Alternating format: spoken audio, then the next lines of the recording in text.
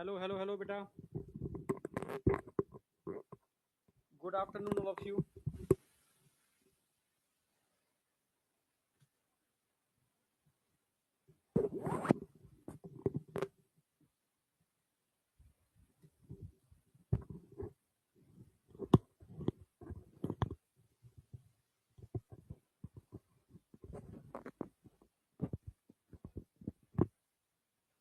पता ही नहीं। Hello hello. हाँ बेटा, आवाज आ रही है क्या?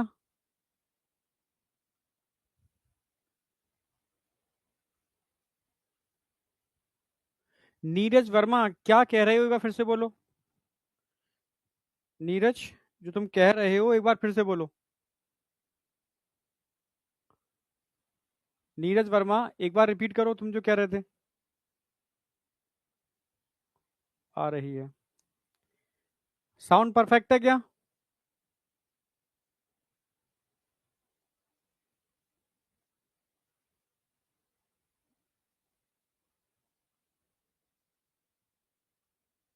हाँ नीरज, तुम कुछ कह रहे थे, एक बार रिपीट करो।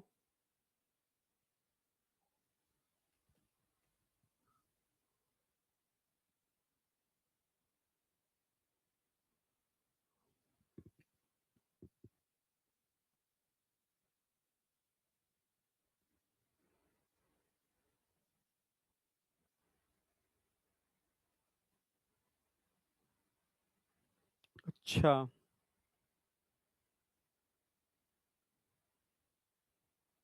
कोई नहीं, ठीक है, मैं बात कर लेता हूँ, ठीक है।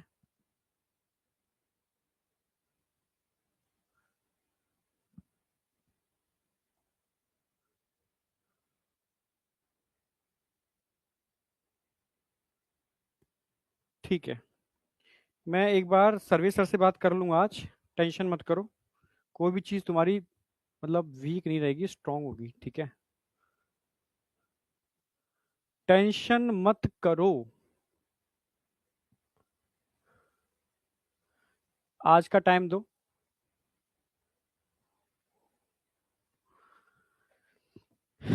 ठीक है, तो स्टार्ट कर रहे हैं। कल एक्चुअल एक्चुअल में वो तुमने सही कहा था कि वो टाइम शायद ओवर हो गया होगा, तो अचानक से क्लास क्लास मतलब बंद हो गई थी ना। तो मैं उसको एक बार रिवाइज करा दूंगा, फिर मैं आगे बढ़ूंगा। कहाँ गया मार्कर? टेंशन मत लो।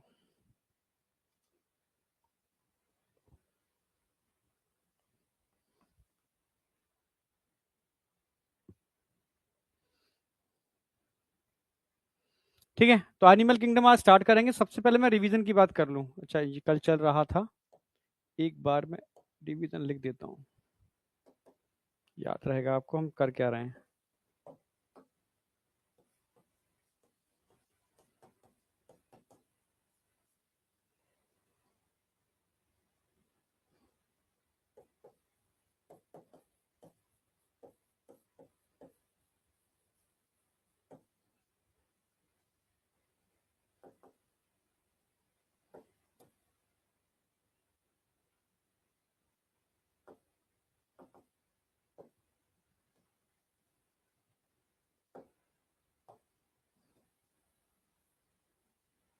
चलो, आपको याद रहेगा बायोमोलिक्यूल चल रहा था हमारा, उसका रिवीजन है। रिवीजन में कल देखो, मैंने एक बार बता देता हूँ फास्ट, ठीक है। कल मैंने एंजाइम की बात की थी, याद हो आपको। फिर मैंने टाइप्स ऑफ एंजाइम बताए थे आपको। Types of enzyme, these are two type, simple enzyme और कॉन्जुगेट। आपने सुना होगा ना, कॉन्जुगेट का मतलब है दो चीजों को जोड़ते हैं, वो कॉन्जुगेशन कहते हैं। कभी भी हम दो अलग अलग चीजों को जोड़ेंगे तो उसको कॉन्जुगेट कह लेंगे, बोलेंगे, ठीक है। जैसे बताया था नैनो कॉन्जुगेट, तो जैसे बताया था मैंने कि मेरा जो वर्क है वो नैनो कॉन्जुगेट पे था। हमने डिफरेंट टाइप के नैनो पार्टिकल को प्लांट के एक्सट्रैक्ट से डिफरेंट फाइटोकेमिकल्स को निकाल करके उसको जोड़ा, उसको बोलते हैं कॉन्जुगेट। क्लियर है बिल्कुल? दो चीजों का मिलन, कनेक्शन, लिंक करना, कॉन्जुगेट। तो एक तो सिंपल एंजाइम है जो सिर्फ और सिर्फ प्रोटीन के मिलने से बनते हैं, ओनली प्रोटीन के मिलने से बनते हैं, और वो एक्टिव फॉर्म में ही होते हैं, ठीक है। उनको इनएक्टिव का कोई चक्कर ही नहीं होता, ओनली प्रोटीन के मिलने से बनते हैं और ऑल आर एक्टिव फॉर्म, ठीक है। पर कई एंजाइम ऐसे भी होते हैं जो प्रोटीन और नॉन प्रोटीन दो पार्टों के मिलने से बनते हैं। प्रोटीन और नॉन प्रोटीन दो पार्ट के मिलने से बनते हैं। ऐसे एंजाइम को हम बोलेंगे कॉन्जुगेट एंजाइम, जो दो चीजों के जुड़ने, कॉन्जुगेशन से बनते हैं। क्लियर बिल्कुल? क्लियर है बिल्कुल, कॉन्जुगेशन समझ में आ गया ना। हाँ, तो इनको कॉन्जुगेट एंजाइम बोलते हैं। ये प्रोटीन पार्ट भी हो सकता है, प्रोटीन पार्ट भाई कॉन्जुगेट एंजाइम में एक्टिव होगा, इनएक्टिव ऑलवेज इनएक्टिव, इसको एपो एंजाइम बोलते हैं। जो भी मतलब प्रो फॉर्म होती है, इनएक्टिव फॉर्म होती है, इसको एपो एंजाइम बोलते हैं। ठीक है, हाँ, इसमें जो नॉन प्रोटीन पार्ट हम जोड़ेंगे उसको कोफैक्टर बोलेंगे। कोफैक्टर जो किसी के साथ मिलकर के उसको एक्टिवेट कर दे, कोफैक्टर। और कोफैक्टर का सारा खेल है, समझना। तो कोफैक्टर बेटा, ठीक है, ये कई टाइप के हो सकते हैं कोफैक्टर। नॉन प्रोटीन पार्ट है, ये ऑर्गेनिक और इनऑर्गेनिक हो सकता है, पर प्रोटीन नहीं है। क्लियर है बिल्कुल। अगर मैं कोफैक्टर को एपो एंजाइम से जोड़ दूं जो इनएक्टिव फॉर्म में है, तब बनता है कंप्लीट हॉलो एंजाइम। हॉलो मतलब कंप्लीट, हॉलो मतलब कंप्लीट। ठीक है, तो मात्र इसी पे क्वेश्चन आता है कि कॉन्जुगेट एंजाइम को हम क्या कहते हैं? हॉलो एंजाइम कहते हैं। क्यों कहते हैं? क्योंकि ये एपो एंजाइम और कोफैक्टर के मिलने से बनते हैं। एपो एंजाइम एक्टिव फॉर्म में होते हैं, इनएक्टिव फॉर्म में, इनएक्टिव फॉर्म में होते हैं। हमेशा एक्टिव फॉर्म में कौन रहता है? सिंपल एंजाइम, जो ओनली प्रोटीन के मिलने से बनते हैं। तो ये सारे क्वेश्चन समझ में आ गए होंगे। फिर यहां समझना था कि कोफैक्टर कितने टाइप के हो सकते हैं। भाई कोफैक्टर मैंने बताया सारा खेल इन्हीं का तो है, इसी के बेस पर सारे डिफरेंस आएंगे। ठीक है, क्योंकि कोफैक्टर दो टाइप के हो सकते हैं, ऑर्गेनिक भी हो सकता है और इनऑर्गेनिक भी हो सकता है। अगर मैं इनऑर्गेनिक कोफैक्टर की बात करूं तो मैंने आपको याद हो, सॉरी आपको तो नहीं, मतलब लास्ट ईयर जब डाइजेस्टिव सिस्टम हम पढ़ाते थे तो मैंने बताया भी था बच्चों को कि बेटा हमारी सलाइवा में क्लोराइड आयन होते हैं। ठीक है, और बहुत इंपॉर्टेंट रोल है इनका। एम्स में आई वो क्वेश्चन था। क्वेश्चन ये था कि सलाइवा से, सलाइवा के कंपोजिशन से क्लोराइड आयन को निकाल लिया जाए तो किस फूड के डाइजेशन पर इफेक्ट पड़ेगा? तो ये क्लोराइड आयन किसके लिए कोफैक्टर का काम करते हैं? सलाइवरी एमाइलेज के लिए। तो सलाइवरी एमाइलेज काम नहीं करेगा, और सलाइवरी एमाइलेज किसको डाइजेस्ट करता है? स्टार्च को।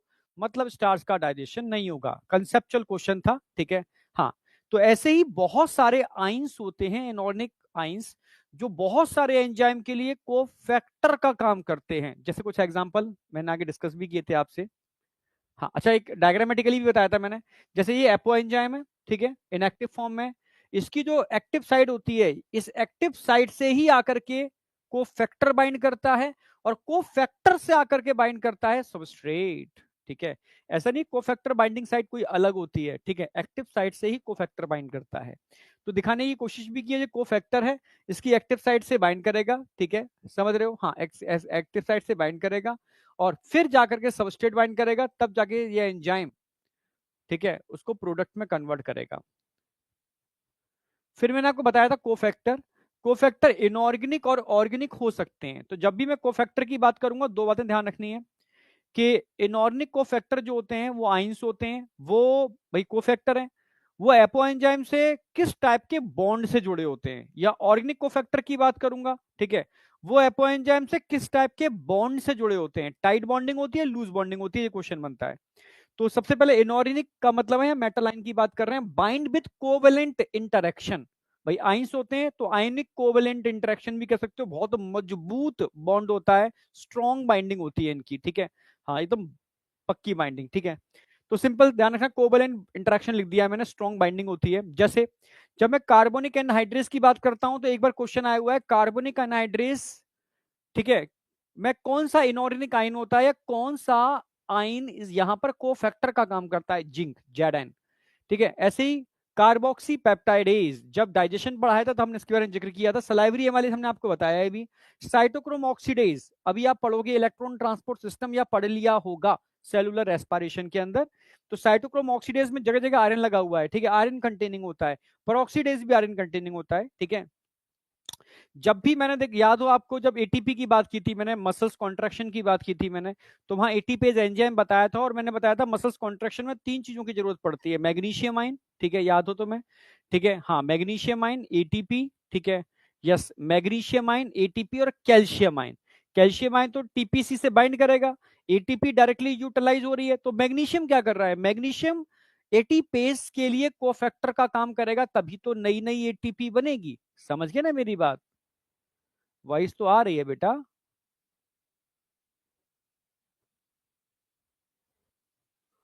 अरे रिवीजन का पूरा मैं दे रहा हूं ना आपको, पूरा शेड्यूल दूंगा बेटा, ऐसे थोड़ी ना क्या रिवीजन करें, है ना? हाँ जीत बेटा, ठीक है, मैं पूरा शेड्यूल दूंगा आपको। ठीक है, हाँ चलो, तो ये क्लियर हो गया। एटीपेज और हेक्सोकाइनेज, फॉस्फोहेक्सोकाइनेज या हेक्सोकाइनेज। जब भी फॉस्फेट की बात आएगी, एटीपी की बात आएगी, तो ध्यान रखना है आपको, एक ही आयन इसमें इन्वॉल्व होता है, मैग्नीशियम आयन, ठीक है। अब कॉपर की मैं बात करूं तो कॉपर में साइटोक्रोम ऑक्सीडेज, कॉपर में साइटोक्रोम ऑक्सीडेज, साइटोक्रोम ऑक्सीडेज, ठीक है, ये आपको याद रखने हैं। ये कुछ इंपोर्टेंट एंजाइम और उनके मैंने कोफैक्टर लिख दिए हैं, जो आपको मतलब याद रखने हैं, क्योंकि ये आप जूलॉजी बॉटनी में सब जगह पढ़ोगे इनको, ठीक है। अब बात करते हैं हम लोग ऑर्गेनिक। तो ऑर्गेनिक को दो पार्ट में डिवाइड किया है भाई, जो ऐसे ऑर्गेनिक कंपोनेंट जो लूजली बाउंड होते हैं, ठीक है, ऐसे ऑर्गेनिक कंपोनेंट जो लूजली बाउंड होते हैं, और कब बाउंड होते हैं, कब बाउंड होते हैं, जब सबस्ट्रेट की बाइंडिंग होती है, समझना मेरी बात। जैसे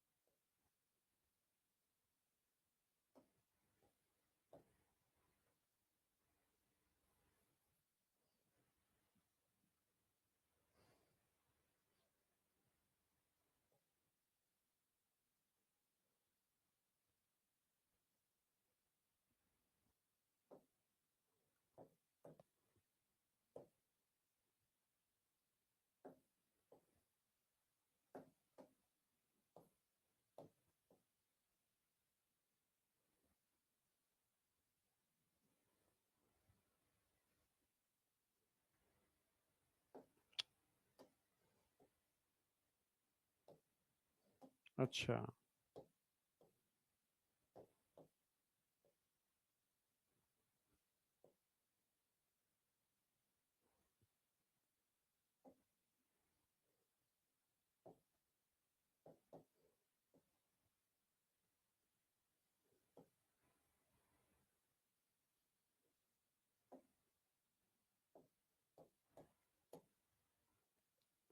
देखो अब समझ में आ जाएगा इससे। देखो लूजली बाउंड, ये था सबस्ट्रेट,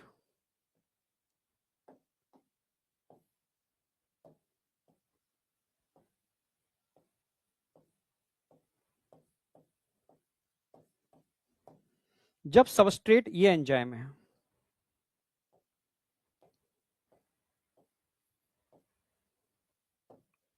ये को एंजाइम है।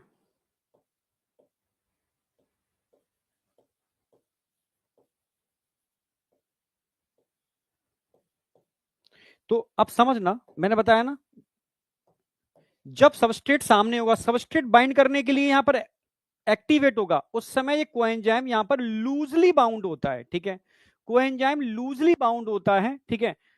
दोनों साथ ही साथ बाइंड होंगे, एक तरीके से ये बाइंड होगा, तुरंत ये बाइंड हो जाएगा, नहीं इसकी बाइंडिंग के टाइम पर ये लूजली बाइंडिंग करते हैं, रिवर्सिबल बाइंडिंग होती है इनकी एक तरीके से, ठीक है, लूजली बाइंड करते हैं, ठीक है, और बाद में जब सबस्ट्रेट प्रोडक्ट में कन्वर्ट हो जाता है तो ये निकल भी जाते हैं, यहां से इनकी बाइंडिंग हट भी जाएगी जब सबस्ट्रेट प्रोडक्ट में कन्वर्ट हो जाएगा।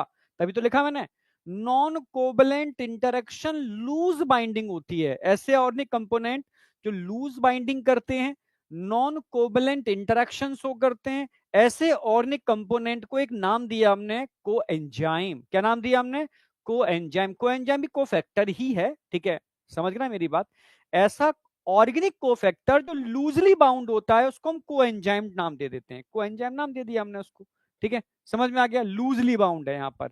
हाँ, अगर ऐसा ऑर्गेनिक कंपोनेंट, ऐसा ऑर्गेनिक कंपोनेंट जो कोवलेंट बॉन्ड से बाइंड करता है, जो कोवलेंट बॉन्ड से बाइंड करता है एपो एंजाइम से, तो उसको हम कोएंजाइम ना बोल करके उसको प्रोस्थेक्टिक ग्रुप बोलते हैं। क्या बोलते हैं, प्रोस्थेक्टिक ग्रुप। तो लिख दिया है मैंने, prosthetic group, covalent bond, strong bond होता है, तो ये भी स्ट्रॉन्ग बॉन्ड होता है, ये भी स्ट्रॉन्ग बॉन्ड होता है, ये लूज बॉन्ड होता है, वीक बॉन्ड होता है, सबस्ट्रेट बाइंड करता है तभी उस समय ये, ठीक है, सबस्ट्रेट की बाइंडिंग को एक्टिवेट करता है, खुद लूजली बाइंड, मतलब ना एक आयोनिक इंटरेक्शन टाइप का, दूर बैठा है बस, हाँ यार ठीक है मैं हूं, टेंशन मत कर, मैं हूं, आ जा तू जुड़ जा, मैं हूं, ठीक है, जुड़ गया बस, ठीक है, काम खत्म, नहीं आया क्या। तो इस तरीके की बाइंडिंग है, बहुत स्ट्रॉन्ग बाइंडिंग नहीं है, ठीक है, बस दूर खड़ा हुआ नहीं, ऐसे एक तो स्ट्रॉन्ग दोस्त होता है, मिलते ही गले लगा लेते हैं, यार तू तो मेरा दोस्त है। एक होता है बस ठीक है, हेलो यार, हाय, ठीक है, हाँ तेरा दोस्त ही हूँ यार मैं, ठीक है, समझ में आया, लूज बाइंडिंग दिखाता है ये, ठीक है, तो समझ में आ गया होगा यहाँ पर। तो इसको मैंने अलग से एक्सप्लेन कर दिया है। कोएंजाइम और प्रोस्थेक्टिक ग्रुप, तो कोएंजाइम लूजली बाइंड करते हैं नॉन कोवलेंट इंटरेक्शन के साथ एंड डिटैच आफ्टर रिएक्शन, लिख दिया इसलिए कंफ्यूज ना हो, और रिएक्शन क्योंकि लूज बाइंडिंग कर रहे हैं तो रिएक्शन के बाद अलग हो जाते हैं। भाई भाई मैं आया था थोड़ा सा बस तेरी रिएक्शन कराने के लिए, और तू कर ले, ठीक है मैं जा रहा हूँ, ठीक है, कोई मेरी तेरी दोस्ती ऐसी नहीं है पक्की वाली, समझ रहे हो, हाँ बस तेरा एहसान चुकाने आया था, ठीक है, जयराम जी की। तो सिंपल सी बात है, डिटैच आफ्टर रिएक्शन, तो ये होते हैं कोएंजाइम। तो कोएंजाइम और प्रोस्थेक्टिक ग्रुप बोथ आर ऑर्गेनिक, पर अंतर क्या है, एक एकदम पक्का दोस्त है कि जिएंगे मरेंगे साथ साथ, ठीक है, हर अच्छी बुरी परिस्थिति में साथ रहेंगे, समझ में आया। तो वो हो गया क्या, वो हो गया क्या, प्रोस्थेक्टिक ग्रुप, ठीक है, कोवैलेंट बॉन्ड से इंटरेक्शन करता है। हाँ न्यू चैप्टर स्टार्ट ही हुआ, कल एक्चुअली ना फ्लक्चुएशन की वजह से वो मतलब सॉरी टाइम पूरा होने की वजह से क्लास अचानक से बंद हो गई थी, तो थोड़ा सा रिवीजन करा रहा हूँ बस, और कुछ नहीं, ठीक है, नया चैप्टर स्टार्ट कर रहे हैं। क्लियर है बिल्कुल। तो ये हो गए कोएंजाइम, पर बहुत इंपॉर्टेंट होते हैं, मैंने आपसे कहा भी था, अगर आपका डाइजेस्टिव सिस्टम दुरुस्त ना हो, अक्सर कर लोगों का होता भी है, ठीक है, उस समय आपको क्या करना चाहिए, विटामिन बी कॉम्प्लेक्स खा लो, क्योंकि बहुत सारे विटामिन बी कॉम्प्लेक्स, बहुत सारे विटामिन बी, ठीक है, बहुत सारे को एंजाइम को बनाने का काम करते हैं, ठीक है, यानी बहुत सारे को फैक्टर को बनाने का काम करते हैं डाइजेस्टिव एंजाइम के लिए, ठीक है। जैसे अगर मैं राइबोफ्लेविन की बात करूं, ठीक है, इससे बनता है FAD, flavin adenine dinucleotide. Thiamine की बात करूं, इससे बनता है टीपीपी। ये सब क्या है बेटा, ये सब कोएंजाइम है, ऑल आर कोएंजाइम, सॉरी मतलब इनसे बनते हैं एफएडी, टीपीपी, एनएडी, और इट इज अ कोएंजाइम जो इन एंजाइम के साथ मिलकर के, इन एंजाइम के लिए कोएंजाइम है, ये तो कोएंजाइम हो गए, ऑल आर कोएंजाइम, को एंजाइम, और ये सब क्या है, एंजाइम, ऑल आर एंजाइम। जैसे सक्सिनिक डिहाइड्रोजिनेस का कोएंजाइम क्या होता है, एफएडी। पाइरुवेट डिहाइड्रोजिनेस का कोएंजाइम क्या होता है, TPP, thiamine pyrophosphate. Lactic dehydrogenase का कोएंजाइम क्या होगा, एनएडी, निकोटिन एडेनिन, ठीक है, sorry nicotine amide adenine dinucleotide, ठीक है, ये एंजाइम है, ये इनके कोएंजाइम है, और इन कोएंजाइम को बनाने के लिए कौन किसकी रिक्वायरमेंट होती है, विटामिन की, विटामिन बी कॉम्प्लेक्स। जैसे B2 राइबोफ्लेविन एफएडी बनाता है, B1 थियामिन विटामिन आप सब जानते होंगे, टीपीपी बनाता है, ठीक है, और नियासिन विटामिन क्या बनाता है, एएनएडी बनाता है। ये बन गए कोएंजाइम, और कोएंजाइम किसके, इन एंजाइम के लिए साथ मिलकर के, ठीक है, वर्क करते हैं। तो ये हो गया बेटा कोएंजाइम, लूजली बाउंड होते हैं, और उतनी देर के लिए बाउंड होते हैं जितनी देर रिएक्शन करानी होती है, और रिएक्शन करा करके बाय बाय कह के निकल लेते हैं। जबकि प्रोस्थेक्टिक ग्रुप की बात करते हैं तो ये कोवैलेंट इंटरेक्शन दिखाते हैं। यस, जैसे अगर मैं तुम्हें बात करूं, prosthetic group bind with covalent interaction, जैसे हीम आप सब जानते हो, हीमोग्लोबिन में भी होता है, ठीक है, ये एक तरीके से कोवैलेंट कोवैलेंट इंटरेक्शन के संग जुड़ता है, किसके साथ जुड़ता है, कैटालेज के साथ जुड़ता है, पेरोक्सीडेज के साथ जुड़ता है। कैटालेज और पेरोक्सीडेज इन एंजाइम के लिए ये को फैक्टर का काम करता है, इट इज अ प्रोस्थेक्टिक ग्रुप, क्योंकि कोवैलेंट बॉन्ड है यहां पर।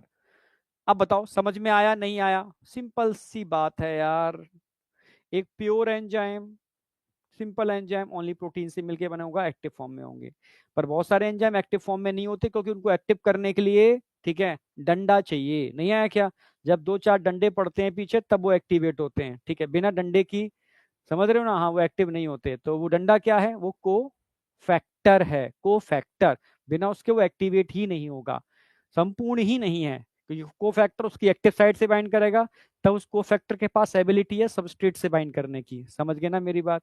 अब को फैक्टर मैंने बताया बेटा, ठीक है, अगर को फैक्टर जुड़ जाते हैं इस टाइप के इनएक्टिव एंजाइम से, इसको एपो एंजाइम बोलते हैं, तो मिलाकर के हम पूरा क्या बोलेंगे, हॉलो एंजाइम, समझ में आ गया। अब को फैक्टर मैंने बताया भाई कई टाइप के हो सकते हैं, मतलब को फैक्टर ऐसे भी हो सकते हैं जो इनऑर्गेनिक हो, को फैक्टर ऐसे भी हो सकते हैं जो ऑर्गेनिक हो, ठीक है।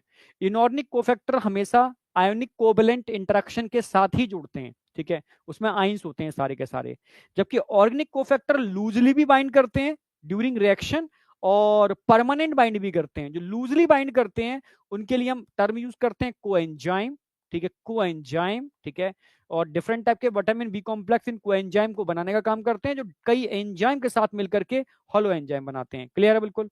और प्रोस्थेटिक ग्रुप जो कोवलेंट इंटरेक्शन शो करते हैं बेटा, ठीक है, जैसे मैंने हीम बहुत अच्छा एग्जांपल बताया है। हीम, ठीक है, कैटालेज और पेरोक्सीडेज के साथ कोवलेंट इंटरेक्शन कैसे जुड़ता है, ठीक है, हाँ, तो इसको प्रोस्थेटिक ग्रुप बोलेंगे। Both are organic component. अब बताओ समझ में आया नहीं आया?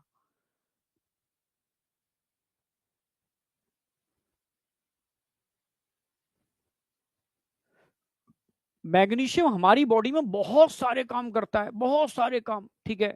प्रोटीन के अंदर भाई एक्टिन का मैंने आपको बताया था, फिलामेंट बनाने का पॉलीमराइजेशन मैग्नीशियम आयन करता है, ठीक है। मियोसिस माइटोसिस में पार्टिसिपेट करता है, ठीक है। इसके अलावा मैग्नीशियम आयन प्रोटीन बनाने के अंदर मैंने आपको बताया था कि राइबोसोम के डाइमर का पॉलीमराइजेशन यही करता है मैग्नीशियम आयन। बहुत सारे काम है मैग्नीशियम आयन के, ठीक है। तभी तो कहते हैं आइंस आपकी डाइट में होने चाहिए, जो ड्राई फ्रूट्स में होते हैं।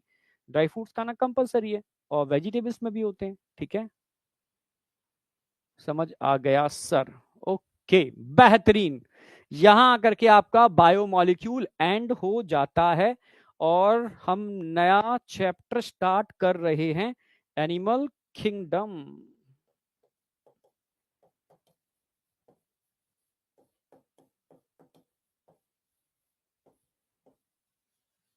अब मुझे बताओ, यहां तक कोई डाउट है किसी को?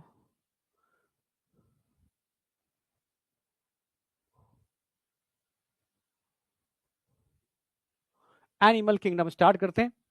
तो एनिमल किंगडम के अंदर सबसे पहले आता है बेसिस ऑफ क्लासिफिकेशन, जो एक लेक्चर का होता है प्रॉपर, बेसिस ऑफ क्लासिफिकेशन, ठीक है। उस बेसिस ऑफ क्लासिफिकेशन के बाद मैं कराता हूं फाइलम, ठीक है। तो फाइलम की एक सीक्वेंस है जो आप आज होमवर्क में याद करोगे। पहला पॉरीफेरा आता है, नॉन कॉर्डेट आते हैं, फिर कॉर्डेट आते हैं। नॉन कॉर्डेट्स के अंदर, ठीक है, सीक्वेंस ऑफ फाइलम है। पहला फाइलम पॉरीफेरा, सिलेंट्रेटा, ठीक है, टीनोफोरा, प्लेटियलमंथीज, एस्केलमंथीज, ठीक है। फिर एनीलिडा, ऑर्थोपोडा, मोलस्का, मोलस्का, फिर एक खाइनोडर्मेटा और फिर हेमिकॉर्डेटा। ये सारे फाइलम सीक्वेंस से आते हैं। इन सीक्वेंस को आपको याद रखना है, ठीक है।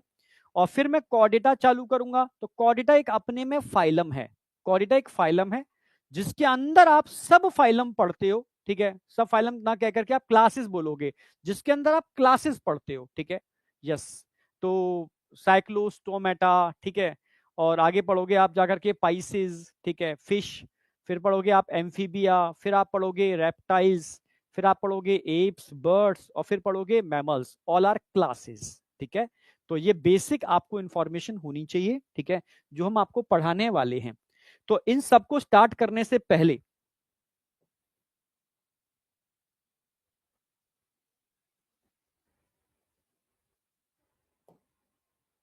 थोड़ा मैं बता ही दूं आपको, जब समझाना ही है। तो एनिमल किंगडम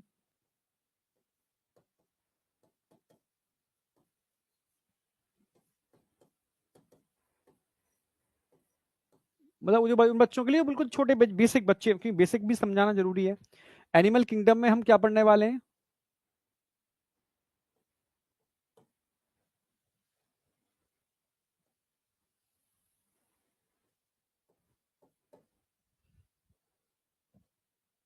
फाइलम।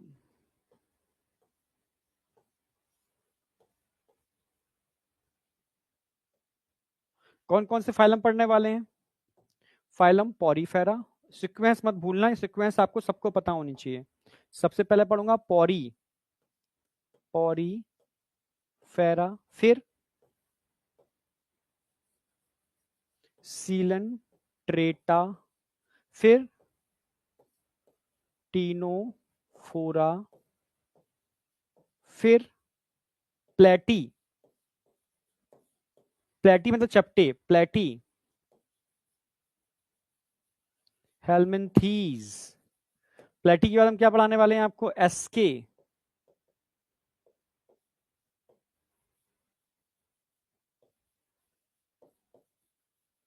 एस्केलमेंथीज के बाद हम क्या पढ़ाने वाले हैं आपको? Arthropoda, Aschelminthes, Annelida. ऑर्थोपोडा,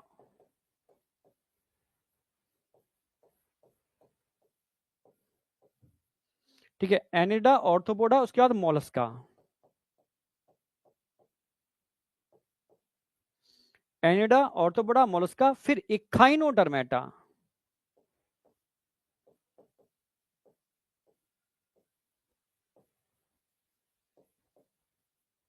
और लास्ट पढ़ाऊंगा इक्थाइनोडर्मेटा के बाद हेमिकॉर्डेटा।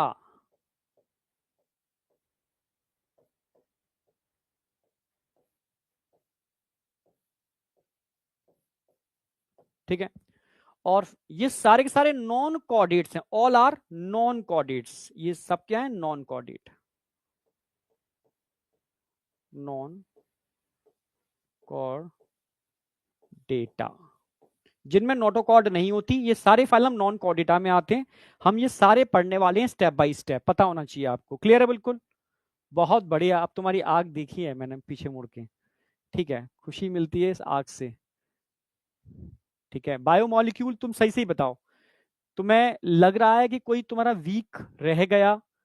कहोगे तो मैं कहीं ना कहीं उसको और मतलब क्वेश्चन प्रैक्टिस कराऊंगा अलग से, एक अलग से अल्टीमेट हर मतलब क्वेश्चन प्रैक्टिस की फॉर्म में रिवीजन भी कराऊंगा। पर ये बताओ तुम्हारा कॉन्फिडेंस कैसा है?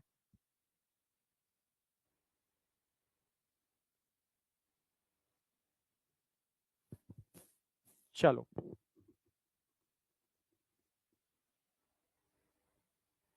बहुत बढ़िया।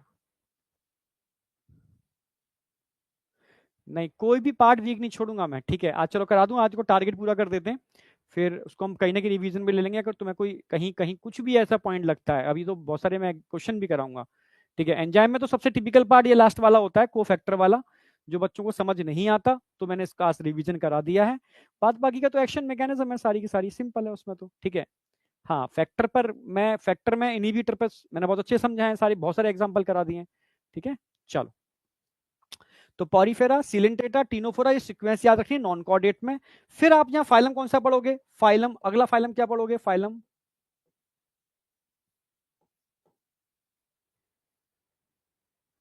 अब फाइलम पढ़ोगे कॉर्डेटा। फाइलम क्या पढ़ोगे? कॉर्डेटा।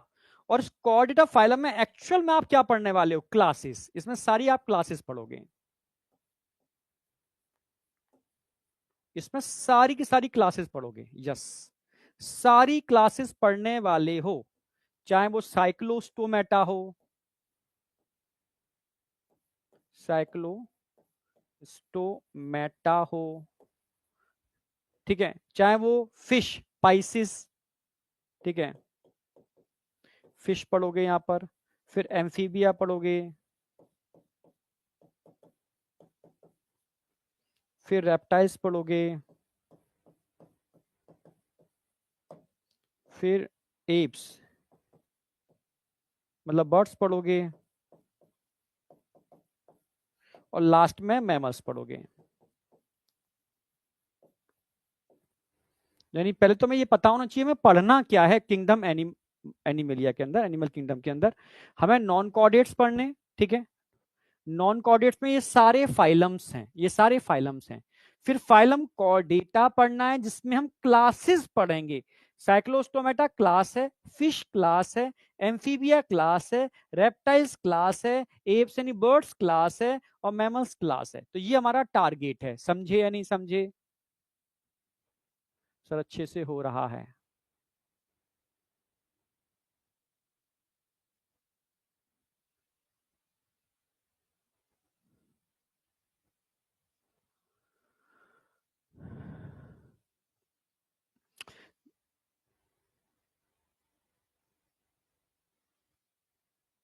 ब्रिजेश्वर मंडल, बेटा अपनी तरफ से तो मैं बहुत बेस्ट कर रहा हूं, ठीक है, पर मैं, अगर तुम कहोगे उसकी जैसा, उसके जैसा, उसके जैसा, ठीक है, तो हर किसी के पढ़ाने का तरीका अलग होता है, ध्यान रखना। मैं थ्योरी पर बहुत मेहनत कर लेता हूं, इतनी मेहनत कर देता हूं कि मैं ये नहीं कहता जो क्वेश्चन मैं कर रहा हूं, मैं कहता हूं तो दुनिया के कोई भी क्वेश्चन करो, ठीक है, मेरा थोड़ा अलग तरीके का रहता है, ठीक है। मैं बहुत मतलब चैलेंजिंग वाला काम करता हूँ, फिर कहीं से उठा ले बेटा तू कर ले, ठीक है। जो नीट में पैटर्न जो आएगा किसी भी कहीं से किसी भी टेस्ट बच्चे देते थे, जब मैं किसी दूसरे ब्रांड में था वहां बड़ा बड़ा पंगा रहता था।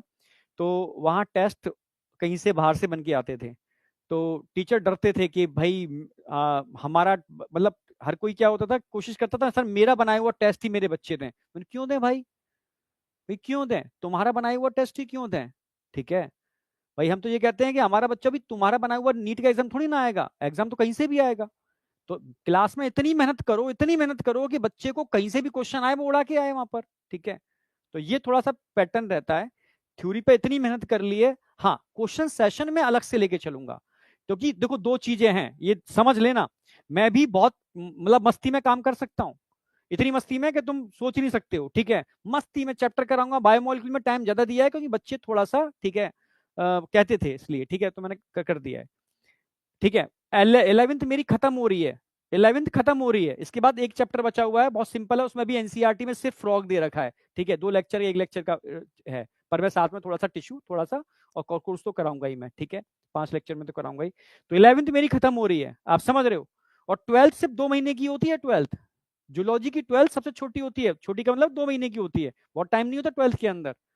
तो मेरे सिलेबस का तरीका देख रहे हो ना, कि अगर मैं ऑलरेडी क्वेश्चन जितने जरूरत है मैं करा रहा हूँ, डीपीपी ऑलरेडी हम लोग दे ही रहे हैं, सब चीजें कर ही रही हैं, कर चली रही है आपकी पैरेलल। अगर तुम सब कुछ, मैं यहाँ पर एक एक टॉपिक पे 50-50 क्वेश्चन प्रैक्टिस करा सकता हूँ। वैसे तो मैं क्वेश्चन आज लेकर के आया हूँ एनिमल किंगडम में, लेकिन ठीक है करा सकता हूँ। लेकिन तुम देख लो कोर्स मार्च अप्रैल में खत्म होगा जाकर के, या फिर क्या काम होगा लास्ट टाइम पर घड़ी कर दिया जाएगा, घड़ी जैसे मैक्सिमम इंस्टीट्यूट्स में होता है, ठीक है। बड़ा धीरे धीरे कराते हैं, धीरे धीरे फीडबैक लेने के लिए, फीडबैक लेना भाई धीरे धीरे कराओ, धीरे धीरे कराओ।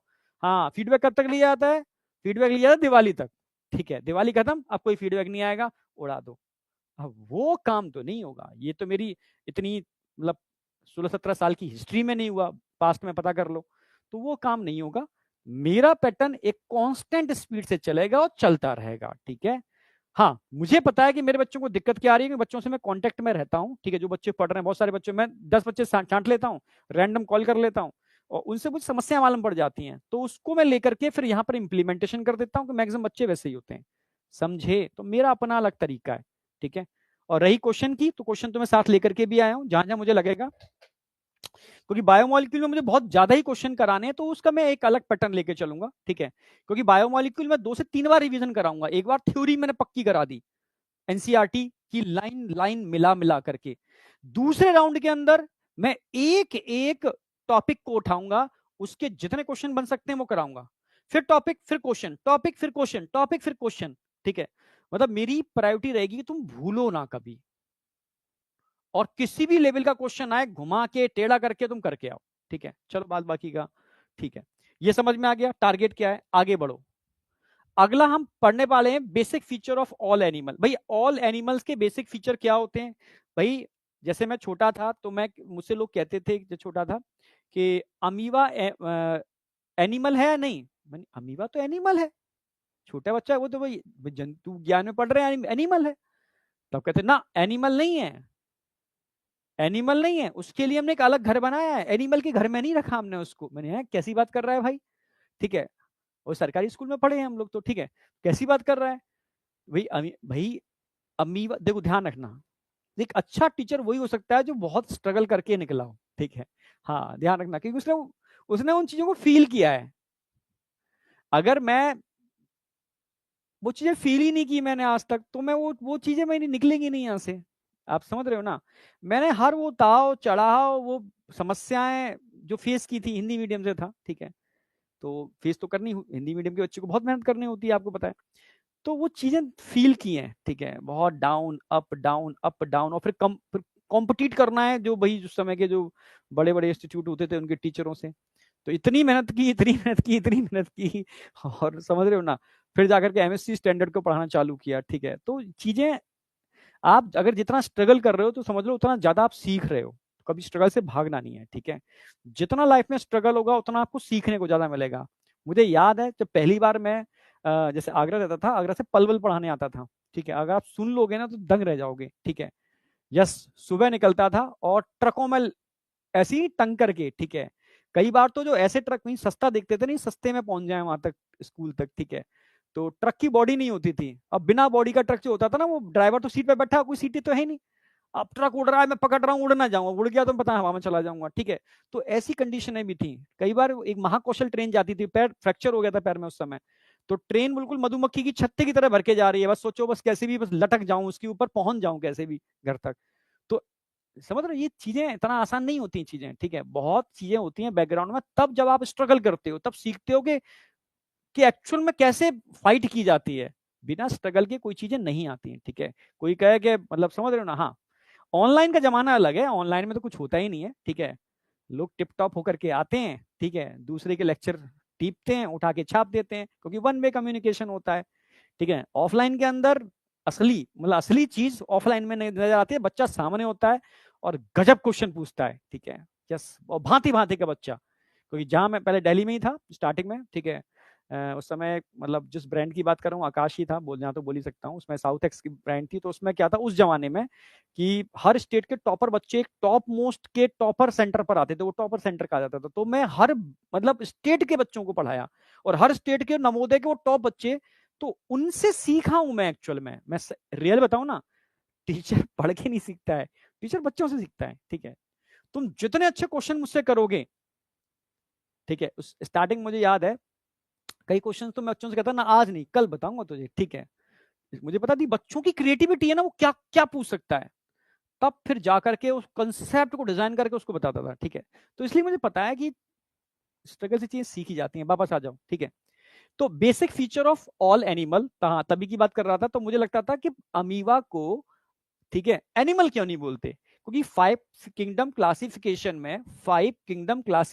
में अमीबा को एक्चुअल में, ठीक है, प्रोटिस्टा में रखा गया है, किंगडम एनिमेलिया में नहीं रखा गया। तो अब एक बच्चा पूछेगा सर क्यों नहीं रखा गया, क्यों नहीं रखा गया? तो पहली शर्त है, पहली शर्त क्या है कि एनिमल में उसी को रखा जाएगा जो मल्टी सेल्यूलर है। पहला फीचर क्या है, फर्स्ट क्या है, मल्टी सेलुलर होना चाहिए, मल्टी सेलुलर। यू कैरियोटिक होना चाहिए, ठीक है, यू कैरियोटिक होना चाहिए। समझ में आया भाई, मल्टी सेलुलर होना चाहिए, यू कैरियोटिक होना चाहिए, और हॉलोजॉइक मोड ऑफ न्यूट्रिशन सबसे इंपॉर्टेंट एनसीईआरटी में रखा है, हॉलोजॉइक मोड ऑफ न्यूट्रिशन। समझना मेरी बात, हॉलोजॉइक मोड ऑफ न्यूट्रिशन,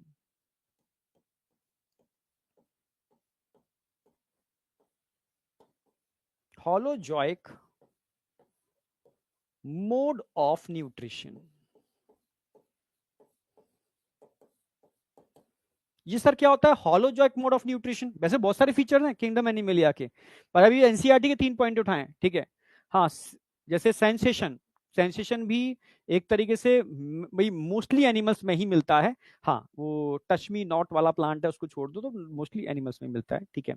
मतलब एनिमल और प्लांट के अंदर देखा जाए तो प्लांट्स के पास जीन एनिमल से ज्यादा है, प्लांट में भी जीवन होता है, ठीक है, पर प्लांट को काटा जाए तो उसको दर्द नहीं होता। हाँ, उसको पता नहीं चलता कि यार ये मेरा पार्ट कट रहा है, पर एनिमल को एक, समझ रहे हो, सुई भी चुभोई जाए तो उसको दर्द होता है, पेन होता है। तो स्पिरिचुअल साइंस के अंदर जो मैंने पढ़ा कि मैंने कहा यार प्लांट को भी लोग मार देते हैं, तो वो भी मतलब स्पिरिचुअलिटी के हिसाब से तो गलत है ना, ठीक है, जैसे कि लगता है ना हत्या कर दी, तो एनिमल को मारना ही गलत क्यों है, मतलब अकॉर्डिंग टू स्पिरिचुअल साइंस, ठीक है। वैसे अगर इकोलॉजिकल के हिसाब से देखा जाए तो ये फूड चेन है, ठीक है, बट समझ रहे एक फूड चेन है, पर स्पिरिचुअल साइंस कहती है वो गलत नहीं कहती, वो कहती है कि अगर आप किसी को मार रहे हो, ठीक है, और उसको दर्द हो रहा है, पेन हो रहा है, तो गलत है, ठीक है, पेन नहीं होना चाहिए, पेन हो रहा है तो गलत है। समझ में आया? हाँ। तो प्लांट को इसलिए उन्होंने बोला कि प्लांट को पेन नहीं होता, ठीक है, प्लांट के एक पार्ट को कट कर दिया जाए तो कोई दिक्कत नहीं है, वो ग्रो कर जाता है, फिर ग्रो कर जाता है, फिर कट करोगे और ग्रो करेगा, जितना कट करोगे उतना ही उसमें ब्रांचिंग पैटर्न ज्यादा निकलेंगे, ठीक है, वो और बेटर फ्लावर्स निकालेगा और फ्रूट्स निकालेगा। तो ये पैटर्न है, समझे या नहीं समझे?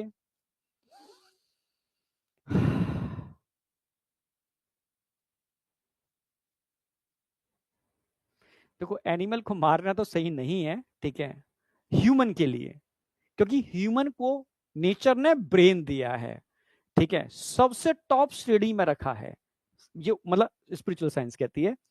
ठीक है, उसके पास अल्टरनेटिव रिसोर्सेज हैं फूड के। बट जो एनिमल्स होते हैं जिनके पास अल्टरनेटिव रिसोर्सेज नहीं है, उनकी गट को ऐसा नहीं बनाया गया तो उस फूड चेन का पार्ट है, तो उनके लिए वो गलत नहीं है। समझ रहे हो, ये एक्सप्लेनेशन है वो मैं बात कर रहा हूं, ठीक है। इसलिए ह्यूमन को एक, हाँ, पर कुछ इकोलॉजिकल जगह होती हैं, जैसे कुछ सी भाई समुद्री इलाके हैं जहां पर सब्जियां नहीं हो सकती, तो वो सी फूड पर डिपेंड हैं, तो वो फूड चेन का पार्ट हो गया, ठीक है। तो कई चीजें होती हैं, अगर आपके पास अल्टरनेटिव रिसोर्सेज नहीं है, ठीक है, तो आप एनिमल को यूज कर रहे हो तो वो लोग कर ही रहे हैं लोग, ठीक है, उसका पार्ट ही है उसका। हाँ, अल्टरनेटिव रिसोर्सेज हैं, ठीक है, जहां आप बिना कष्ट के किसी को, मतलब आप समझ रहे हो, आप प्लांट को यूज कर रहे हो, तो मतलब एक डेफिनेशन हैं अपने अपने हिसाब से, ठीक है। तो मैं मतलब हस्तक्षेप नहीं करूंगा, बट मेरे हिसाब से चीजें अपनी अलग है, और इकोलॉजिकल के हिसाब से चीजें अलग है, ठीक है। और स्पिरिचुअल साइंस अलग कहती है और बायोलॉजिकल साइंस थोड़ा अलग कहती है, ठीक है। तो multi cellular eukaryotic holozoic mode of nutrition, ठीक है, ये 3 मेन फीचर हैं, एटसेट्रा कर देता हूं मैं। जिन भी एनिमल्स के पास ये 3 फीचर्स होते हैं, होलोजॉइक मोड ऑफ न्यूट्रिशन क्या है सर? होलोजॉइक मोड ऑफ न्यूट्रिशन का मतलब होता है कि किसी भी पार्ट ऑफ एनिमल या पार्ट ऑफ प्लांट को लेकर के इंगल्फ कर लेना, कंप्लीट एनिमल को इंगल्फ कर लेना, कंप्लीट प्लांट को इंगल्फ कर लेना, या उसके किसी पार्ट को लेकर के इंगल्फ कर लेना, इसको होलोजॉइक मोड ऑफ न्यूट्रिशन कहते हैं।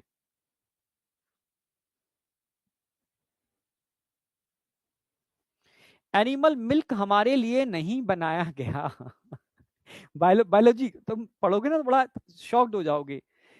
एनिमल मिल्क हमारे लिए बना ही नहीं है, हमारे अंदर मिल्क डाइजेस्टिव एंजाइम होते ही नहीं है, ठीक है, हाँ, समझे।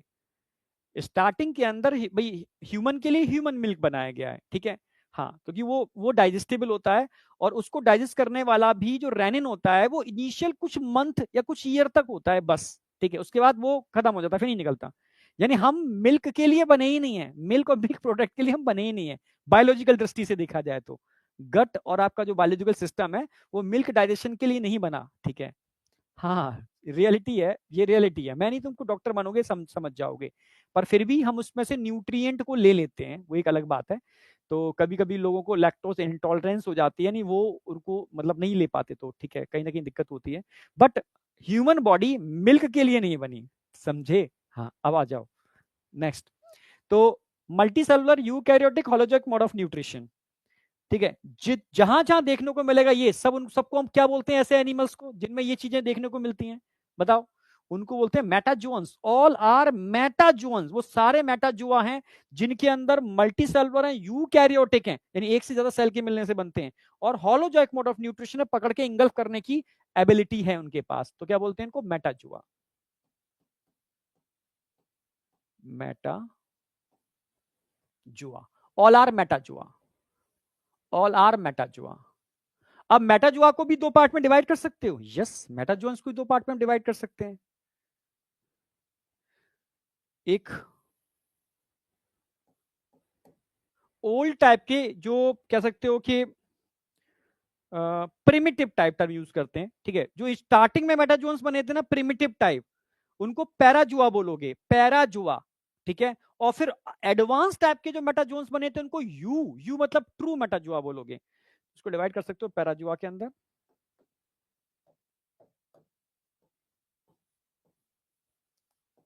पैरा जुआ एंड यू मेटाजुआ।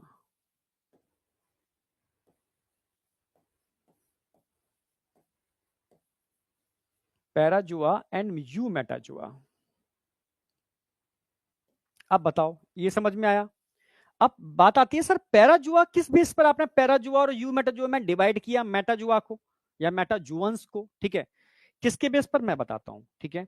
अगर मैं तुमसे कहता हूं बेटा, जिन एनिमल्स में only cellular level of organization पाया जाता है वो ऑल आर पैराजुअन्स, तो यहां क्या देखने को मिलेगा, सेलुलर लेवल ऑफ ऑर्गेनाइजेशन क्या होता है समझाऊंगा अभी।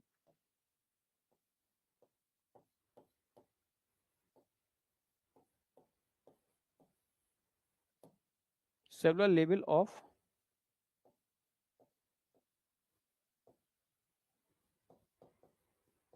ऑर्गेनाइजेशन, पर कई एनिमल ऐसे होते हैं जिनमें सेलुलर के अलावा टिश्यू, ऑर्गन या organ system level of organization देखने को मिलता है। यहां पर क्या होगा? Tissue, organ and organ system.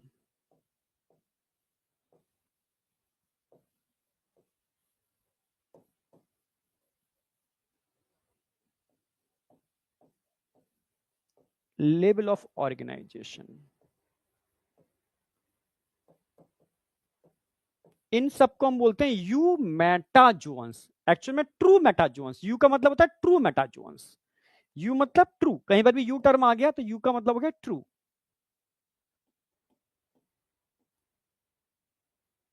True मेटाजोन्स।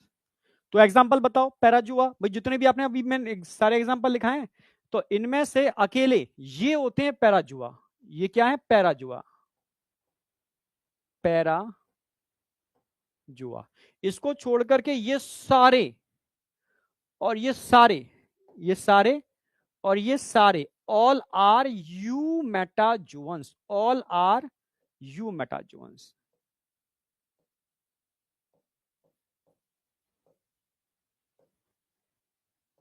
All are eumetazoans. यानी पॉरीफेरा के अंदर आपको सेलुलर लेवल ऑफ ऑर्गेनाइजेशन देखने को मिलेगा, ठीक है। यहां पर आपको टिश्यू लेवल ऑफ ऑर्गेनाइजेशन देखने को मिलेगा, यहां पर ऑर्गन और फिर सब के अंदर organ system level of organization देखने को मिलेगा, ठीक है। तो इसलिए हम कह सकते हैं, एग्जाम्पल की अगर मैं बात करूं, पैराजुआ का एग्जाम्पल एक ही है, पॉरीफेरा। पॉरीफेरा, इन सब एक एक फाइलम को डिटेल में लेके चलूंगा, ठीक है। अब यहां पर सीलेंट्रेटा से लेकर के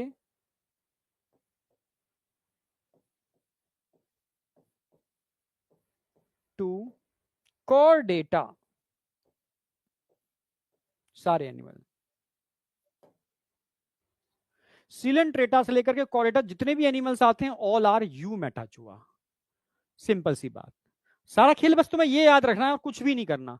ये पहली स्लाइड बनाई है ना, आपको ये याद रखना है, सीक्वेंस याद रखनी है, बस यही आपकी बार बार रिपीट होगी। इनके एग्जाम्पल, इनकी प्रॉपर्टी, इनके फीचर्स, समझ रहे हो ना? बस इसी पे ये सारा एनिमल किंगडम इसी पर बेस्ड है। चलो अब हम बात करेंगे बेसिस ऑफ क्लासिफिकेशन, जो हमें पढ़ना है यहां पर। बेसिस ऑफ क्लासिफिकेशन यानी इतने सारे एनिमल्स हैं, सोचो इतने सारे एनिमल्स हैं, इतने सारे एनिमल्स, फिर इनके भी ढेर, समझ, इन सारे एनिमल्स को किस आधार पर, किस बेस पर आप क्लासिफाई कर सकते हो। तो ये पहला चैप्टर यही कहता है एनिमल किंगडम का, कि बेसिस ऑफ क्लासिफिकेशन, हम यहाँ सारे एनिमल को क्लासिफाई कर रहे हैं ऑन द बेसिस ऑफ। जैसे मैं तुम्हारी क्लास में गया और भाई मुझसे कहा गया कि सर आप जाओ और आज अपनी क्लास में सारे बच्चों को क्लासिफाई करो, तो मैं कहूंगा यार किस बेस पर क्लासिफाई करूं भाई, कोई तो बेस चाहिए। मैं क्लास में गया, बेटा आज तुम सबको क्लासिफाई करना है। सर कैसे करोगे, मैं किस बेस पर करूं? तो बच्चों ने कहा सर आप ढूंढो क्लास में कौन से बच्चे ऐसे हैं जो अच्छे सिंगर हैं। तो मैंने पहली प्रॉपर्टी लिखी, on the basis of singing I am classify this class, ठीक है। तो ठीक है, एक बेस बना लिया मैंने सिंगिंग के बेस पर, ठीक है।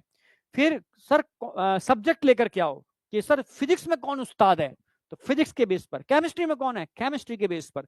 बॉटनी में कौन है, बॉटनी के बेस पर। सर जूलॉजी में कौन धुरंधर है, मास्टर है, आपका सच्चा शिष्य है, ठीक है, मतलब चेला, ठीक है। तो भाई सही चेला ढूंढना है, तो बढ़िया, ठीक है, उसके बेस पर भी क्लासिफाई कर देते हैं, ठीक है। तो ऐसे ही हमने कुछ बेसिस बनाए, कुछ बेसिस बनाए जिसके आधार पर हम सारे एनिमल को क्लासिफाई करेंगे। समझ में आया? तो अब इस चैप्टर के अंदर जो हम बताना चाह रहे हैं वो समझने की कोशिश करना। तो हम बात क्या कर रहे हैं, बेसिस ऑफ क्लासिफिकेशन। तो पहला इसके अंदर आएगा level of organization. Level of organization, कि किन एनिमल में किस टाइप का ऑर्गेनाइजेशन है, उसके आधार पर आप क्लासिफाई कर सकते हो, ठीक है। जैसे किसी में सेलुलर लेवल ऑफ ऑर्गेनाइजेशन, किसी में टिश्यू, किसी में ऑर्गन, किसी में ऑर्गन सिस्टम, तो उसके बेस पर क्लासिफाई कर सकते हैं ना। यस, जैसे समझना, बहुत सारे फ्लैजिलेटेड प्रोटोजुआ हुआ करते थे। फ्लैजिलेटेड का मतलब है इनके पास फ्लैजिलम हुआ करते थे। और प्रोटोजुआ तो किंगडम उस according to Whittaker 5 kingdom classification animalia में आते ही नहीं है, ये फ्लैजिलेटेड प्रोटोजोआ हैं।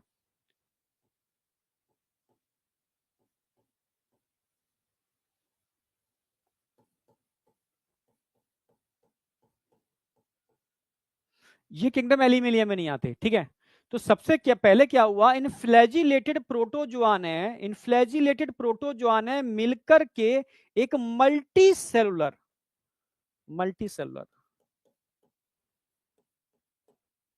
ऐसे नहीं,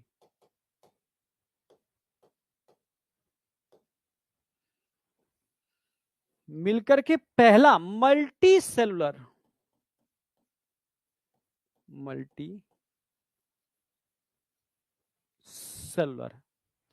एनिमल बनाया। और जिसमें किस टाइप का ऑर्गेनाइजेशन था, सेलुलर लेवल ऑफ ऑर्गेनाइजेशन। पहला ऑर्गेनाइजेशन क्या होगा,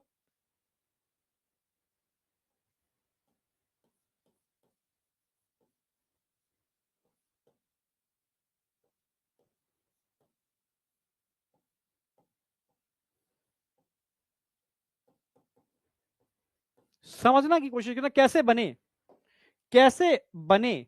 तो सबसे पहला जो ऑर्गेनाइजेशन आया, ठीक है, ए लिख देता हूं, सबसे पहला जो ऑर्गेनाइजेशन आया सेलुलर लेवल ऑर्गेनाइजेशन। कैसे आया भाई, फ्लैजिलेटेड प्रोटोजोआ ने मिलकर के मल्टी सेलुलर एनिमल बनाया, जिसको हमने नाम दिया सेलुलर लेवल ऑफ ऑर्गेनाइजेशन। कहां, कौन सा मल्टी सेलुलर एनिमल था, जरा बताओ, एग्जांपल बताओ इसका।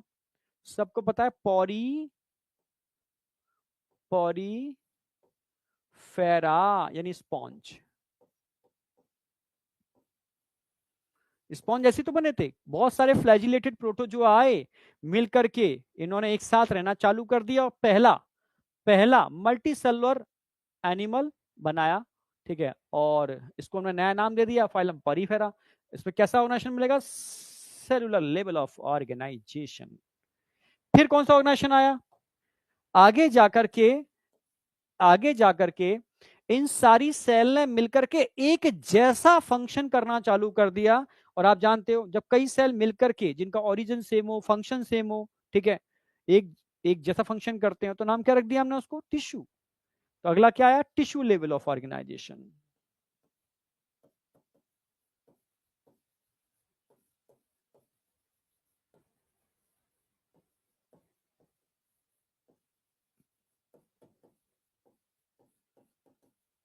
और टिश्यू के बाद कई टिश्यू मिलकर के क्या बनाएंगे,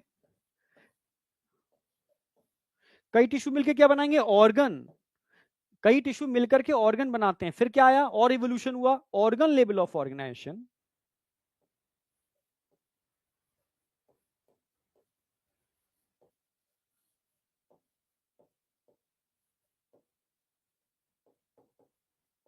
ऑर्गन लेवल ऑफ ऑर्गेनाइजेशन। और आप जानते हो, फिर आगे जाकर के कई ऑर्गन ने मिलकर के एक ही काम को परफॉर्म किया। जैसे आप जानते हो, डाइजेशन के लिए कई ऑर्गन मिलकर के डाइजेशन करते हैं ना, समझ रहे हो, तो उसको बोलेंगे organ system level of organization, जब कई ऑर्गन के मिलने से सिस्टम बना। ऑर्गन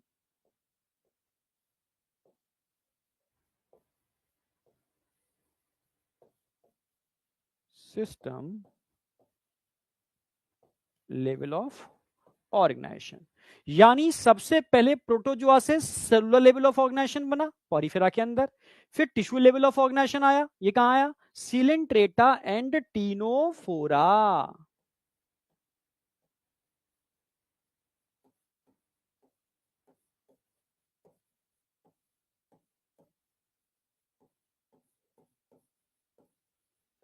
ठीक है, फिर ऑर्गन, भाई कई टिश्यू के मिलने से ऑर्गन बने। फिर ऑर्गन लेवल ऑफ ऑर्गेनाइजेशन कहां देखने को मिलेगा, प्लेटी एलमंथीज। प्लेटी हेलमिंथीज, यानी स्टेप बाय स्टेप चीजें बनती चली गई। पहले ये बने, फिर ये बने, फिर ये बने, और फिर आगे जाकर के एसके हेलमिंथीज बने, फिर एनिडा, आर्थ्रोपोडा, ठीक है, यस एंडला, ठीक है, फिर आर्थ्रोपोडा के बाद Mollusca, Echinodermata, Hemichordata, then finally Chordata, ठीक है। यानी इसके बाद जितने भी एनिमल मिले, सबके अंदर organ system level of organization था। मतलब एसके हेलमिंथीज से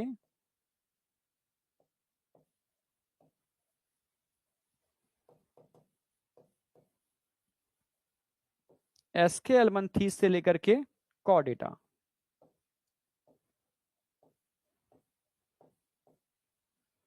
एसके हेलमंथीस से लेकर के कॉर्डेटा, सबके अंदर organ system level of organization बनना चालू हो गया।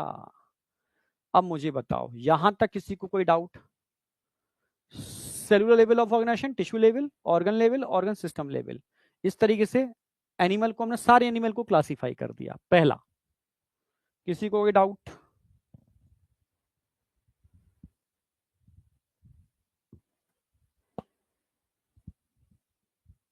No, no doubt. आगे बढ़ते हैं। नंबर 2, फिर हमने देखा कि ऑर्गन सिस्टम में भी हमें कुछ कॉम्प्लेक्सिटी देखने को मिली, यानी इसमें भी हमें कुछ पैटर्न देखने को मिले, इसमें भी आगे जाके कुछ पैटर्न देखने को मिले। वो पैटर्न क्या थे? वो पैटर्न क्या थे? यहां जाओ। वो थे pattern of complexity in organ system level of organization. Organ system level of organization यानी ऑर्गन सिस्टम में भी आप क्लासिफाई कर सकते हो। Yes, pattern of complexity in organ system level of organisation.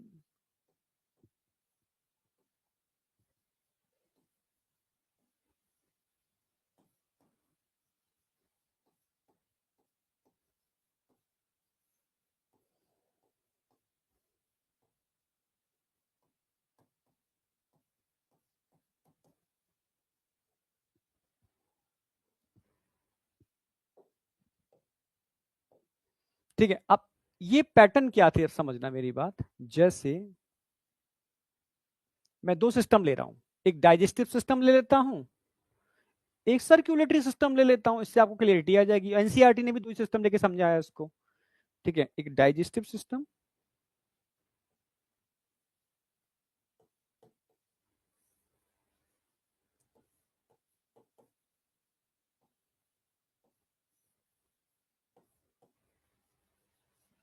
एक सर्कुलेटरी सिस्टम।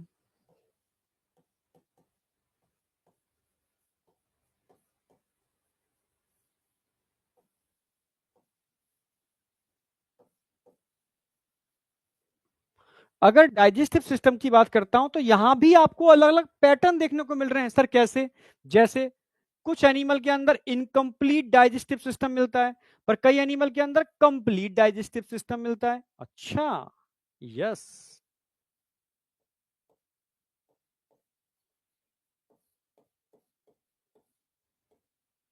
इनकम्प्लीट और कई में कंप्लीट। ऐसे सर्कुलेटरी सिस्टम में भी कुछ पैटर्न देखने को मिले। भाई कई एनिमल ऐसे थे स्टार्टिंग में जिनमें open type of circulatory system था, पर कई के अंदर close type of circulatory system देखने को मिला। अच्छा, yes, open and close.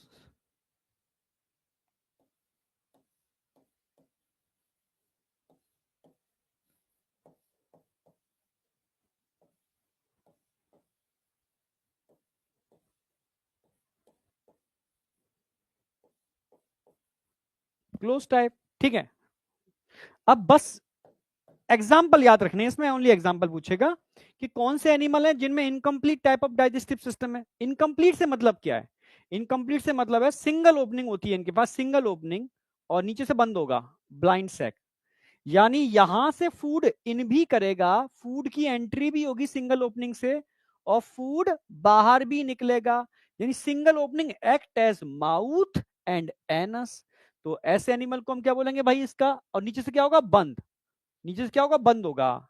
Blind sac कहते हैं इसको, ब्लाइंड सैक।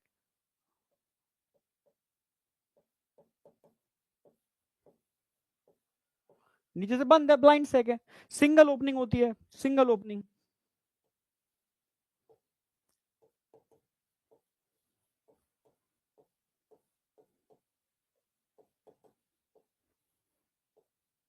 तो कहां मिलेगा ऐसा आपको सिस्टम? आप जानते हो ऐसा सिस्टम आपको पॉरीफेरा में मिलता है, ऐसा सिस्टम आपको सीलेंटेटा में मिलता है,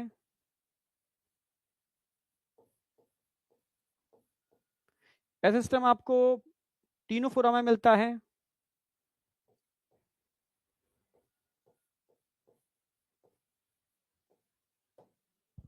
ठीक है।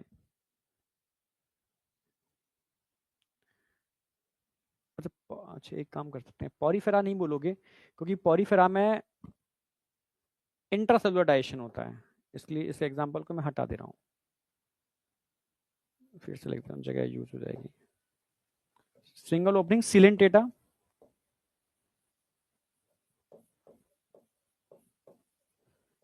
टीनोफोरा और प्लेटियल मंथीज।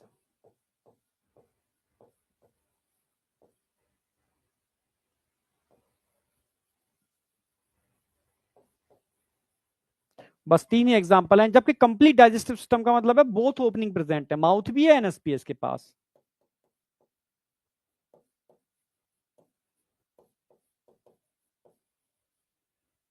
दोनों ही प्रेजेंट है, mouth and anus both are present. वो कंप्लीट डाइजेस्टिव सिस्टम होता है, पूरी प्रॉपर एलिमेंट्री कैनाल होती है। वो कहां से चालू हो गया था आप समझ गए होगे, एस के एलमंथीज से।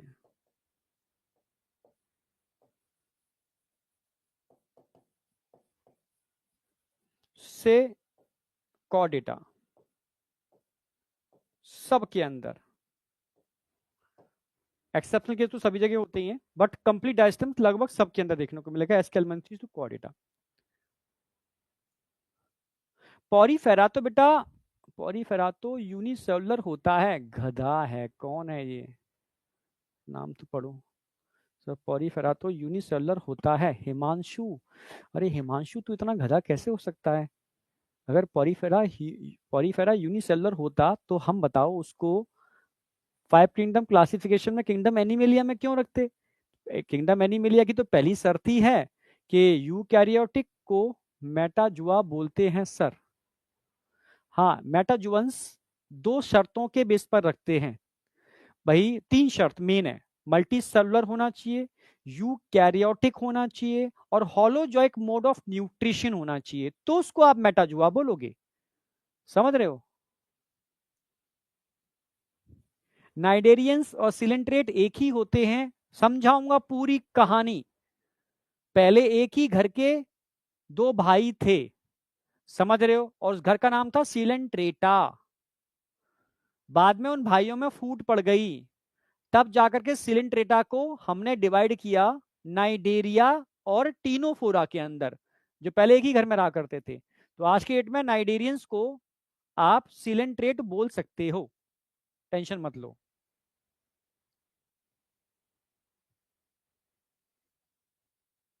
अब नहीं नहीं क्या होता है, सेलुलर लेवल ऑफ ऑर्गेनाइजेशन का मतलब है, ठीक है, कई सेल मिलकर के उस बॉडी को बना रहे हैं।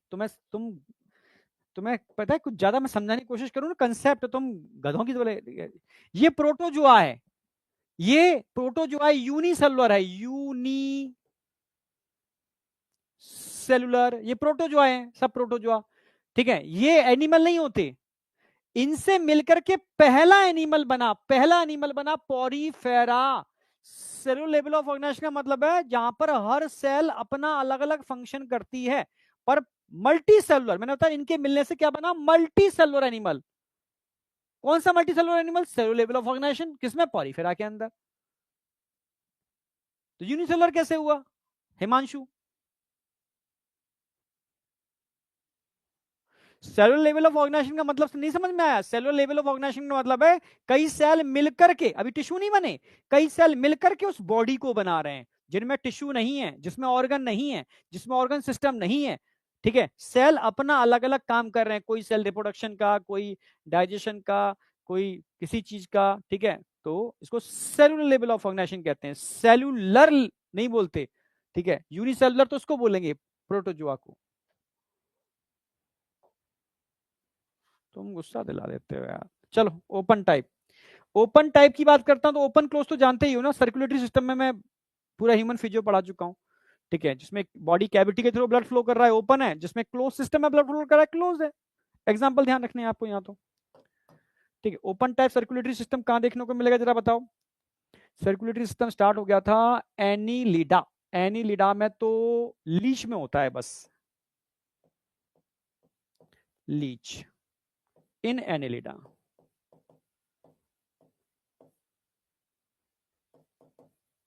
चलो फिर इसके अलावा एनिडा के बाद क्या आएगा, ऑर्थोपोडा। ऑर्थोपोडा में ओपन होगा, ऑर्थोपोडा।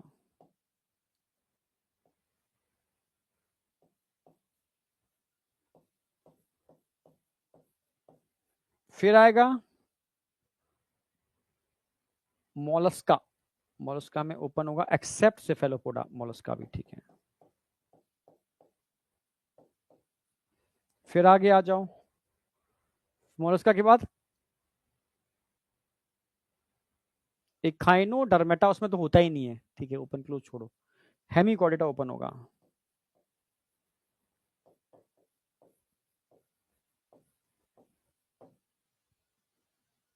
ठीक है, अब क्लोज टैब पर आ जाओ, मेन में लिख रहा हूं सारे जो एनसीईआरटी के वो।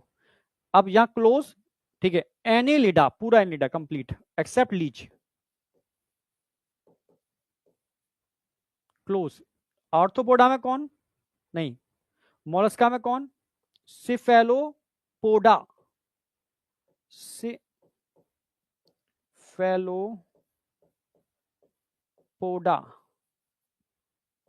इन मोलस्का।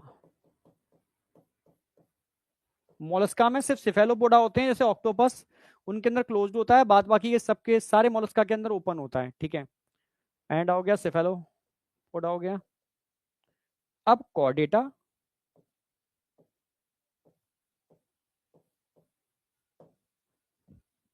ठीक है, हाँ, यहां तक कोई डाउट भाई? एक आध एक्सेप्शनल केस तो होते ही हैं, एक्सेप्ट यूरोकॉर्डेटा बोल सकते हो, ठीक है, एक्सेप्ट यूरोकॉर्डेटा।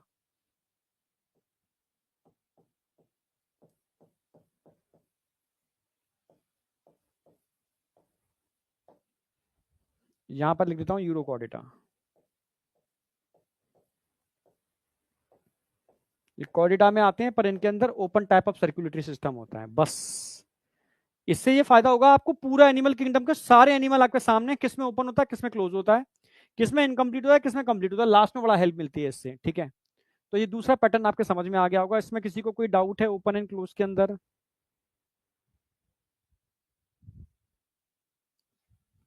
अच्छा, आज मैं, कोई नहीं। अच्छा, आप सिमिट्री की बात करता हूँ, सिमिट्री की स्लाइड बनी हुई रखी है, इसलिए कोई दिक्कत नहीं है। सिमिट्री क्या होती है ऐसे समझो, आपको पता होना चाहिए एक्सिस और प्लेन। जैसे मान लो, एक मिनट रुको,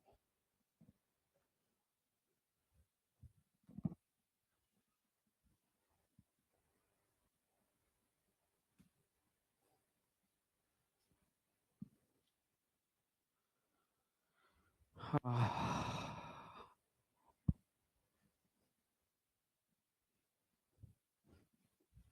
जैसे मान लो ये एक सिलिंड्रिकल बोतल है, ठीक है। इस सिलिंड्रिकल बोतल की अगर मैं बात करूं, तो इसकी एक्सिस क्या होगी सिलिंड्रिकल बोतल की? इस सिलिंड्रिकल बोतल की एक्सिस क्या होगी? It is a straight line which pass from centre of the body. एक स्ट्रेट लाइन जो किस बॉडी के सेंटर से पास कर रही है, उसको हम क्या बोलेंगे? एक्सिस बोलेंगे। तो इस बोतल की एक्सिस क्या है? It is a straight line which pass from centre of the body, वो इस बोतल की एक्सिस है। मेरे सेंटर से जो स्ट्रेट लाइन पास होगी वो मेरी एक्सिस होगी, इस बोतल के सेंटर से जो स्ट्रेट लाइन पास होगी वो इस बोतल की एक्सिस होगी। मेरी बात समझ पा रहे हो क्या? दिख पा रही है क्या? एक्सिस समझ में आ गया? सर प्लेन क्या होता है? Plane, plane is a flat surface, मिल गया। Plane is a flat surface, plane एक फ्लैट सरफेस है। प्लेन एक फ्लैट सरफेस है। Plane is a flat surface which divide the body into equal two part. जो बॉडी को दो part में डिवाइड कर देता है वो एक सिंगल प्लेन है। मैं ऐसे डिवाइड करूंगा, दूसरा प्लेन आ गया, ऐसे डिवाइड करूंगा, तीसरा प्लेन आ गया, ऐसे डिवाइड करूंगा, चौथा प्लेन आ गया। यानी एक फ्लैट सरफेस जो बॉडी को दो पार्ट में डिवाइड कर सकती है वो प्लेन कहलाता है, ठीक है, वो प्लेन कहलाता है। समझ में आ गया होगा? और centre, imaginary straight line, imaginary straight line which pass from center of the body। एक इमेजनरी स्ट्रेट लाइन जो बॉडी के सेंटर से पास करती है उसको हम एक्सिस बोलते हैं।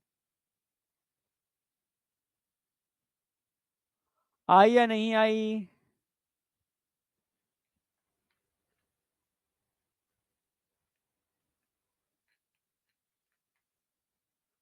जी सर, बहुत बढ़िया। ठीक है, तो सबसे पहले मैंने एक्सिस और प्लेन की बात कर दी है। अब मैं तुमसे कहूं, ये छोड़ो उसको, अब मैं तुमसे कहूं बेटा, ये आपके सामने एक एनिमल है, इसको सिर्फ एक ही प्लेन में, भाई मैं सिर्फ यहां से एक सिंगल प्लेन के अंदर, ओनली सिंगल प्लेन में दो पार्ट में डिवाइड कर सकता हूं, दो इक्वल पार्ट के अंदर, लेफ्ट और राइट टू इक्वल पार्ट में, ओनली एक ही प्लेन है। मैं यहां से करूंगा तो अभी इक्वल नहीं होगा, यहां से करूंगा इक्वल नहीं होगा, बस सिंगल प्लेन में अगर दो पार्ट में डिवाइड कर पा रहा हूं, लेफ्ट और राइट, सिंगल प्लेन में लेफ्ट और राइट में डिवाइड कर पा रहा हूं, तो क्या बोलते हैं इसको, बायलेटरल सिमेट्री। क्या बोलेंगे इसको, बायलेटरल सिमेट्री। समझ में आ गया? अब ध्यान से देखो, इस एनिमल को, ये तो होगी एक्सिस, इसकी एक्सिस, एक्सिस, एक्सिस से इस एनिमल को मैं इस प्लेन में भी दो पार्ट में डिवाइड कर सकता हूं, इस प्लेन में ऐसे कट करूंगा तब भी दो पार्ट में डिवाइड कर सकता हूं। समझ में आया? अगर मैं एक से ज्यादा प्लेन में किसी एनिमल को दो पार्ट में डिवाइड कर सकता हूं एक से ज्यादा प्लेन में, वो दो भी हो सकते हैं, वो तीन भी हो सकते हैं, वो 10 भी हो सकते हैं, पर एक से ज्यादा प्लेन में, मोर देन वन प्लेन, समझना, ये फर्स्ट प्लेन हो गया, ये सेकंड प्लेन हो गया, एक से ज्यादा प्लेन में किसी भी एनिमल को दो पार्ट में डिवाइड करता हूं सेंटर एक्सिस से, तो इसको हम रेडियल सिमेट्री बोलेंगे। क्या बोलेंगे इसको हम? Radial symmetry. और सोचो कोई ऐसा एनिमल है जिसको आप दो पार्ट में डिवाइड कर ही नहीं सकते, हाँ, उसको आप दो पार्ट में डिवाइड कर ही नहीं सकते किसी भी प्लेन में सेंटर एक्सिस से, तो क्या बोलेंगे इसको? एसिमेट्रिक। भाई कोई सिमेट्री ही नहीं है, सिर्फ सेंटर एक्सिस से दो पार्ट में डिवाइड कर सकता हूं, बायलेटरल, सेंटर एक्सिस से दो से ज्यादा, दो या दो से ज्यादा, दो या दो से ज्यादा पार्ट में डिवाइड कर सकता हूं, ठीक है, रेडियल सिमेट्री। और दो, समझना मेरी बात, मैं किसी किसी भी तरीके से उसको दो इक्वल पार्ट में डिवाइड कर ही नहीं सकता, तो एसिमेट्री कहलाती है। तीन टाइप की सिमेट्री हो गई, तो तीनों सिमेट्री लिख दिया मैंने, एसिमेट्रिक, रेडियल सिमेट्री और बायलेटरल सिमेट्री। एसिमेट्रिक का मतलब है कि दो इक्वल पार्ट में डिवाइड कर ही नहीं सकते। Mostly sponges, specially Spongilla, asymmetrical structure दिखाती है। रेडियल सिमेट्री, ठीक है, दो या दो से ज्यादा प्लेन में दो पार्ट में आप डिवाइड कर लो। Some sponges, Cnidaria, Coelenterata, radial symmetry show करते हैं। Adult Echinodermata like starfish, starfish के अंदर रेडियल सिमेट्री होती है, पर उसके लार्वा के अंदर बायलेटरल सिमेट्री होती है। हाँ, इसके अलावा बायलेटरल तो सभी के अंदर होती है, प्लेटियलमंथी से कॉर्डेटा सब के अंदर बायलेटरल सिमेट्री होती है। समझे? अब बताओ,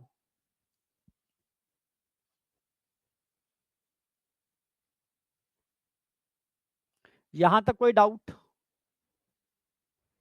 यहां तक कोई डाउट किसी को? यस या नो?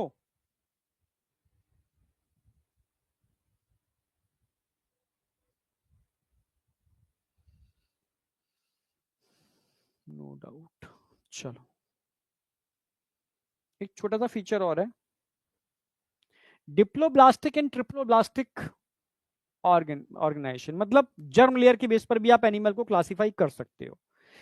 ह्यूमन रिप्रोडक्शन लगभग सभी बच्चों ने पढ़ा हुआ होगा, जिन्होंने नहीं पढ़ा वो पढ़ लेंगे, नहीं तो थोड़ा सा मैं हिंट दे रहा हूं। इस तरीके से स्पर्म होता है,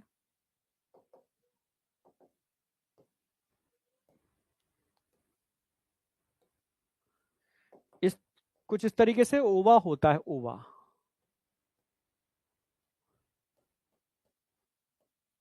ये मेल का पार्ट है, ये फीमेल का पार्ट है। आप जानते हैं स्पर्म ओवा को फ्यूज करता है, जब स्पर्म ओवा को फ्यूज करता है तो इसमें भी आधे क्रोमोसोम होते हैं, इसमें भी आधे क्रोमोसोम होते हैं, तो इसके मिलने से क्या बनेगा? जाइगोट बनेगा, डिप्लॉइड जाइगोट।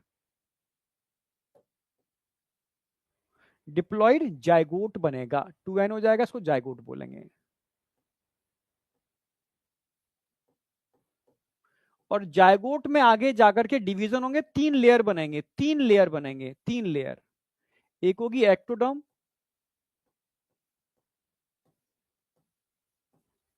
एक होगी मीजोडर्म,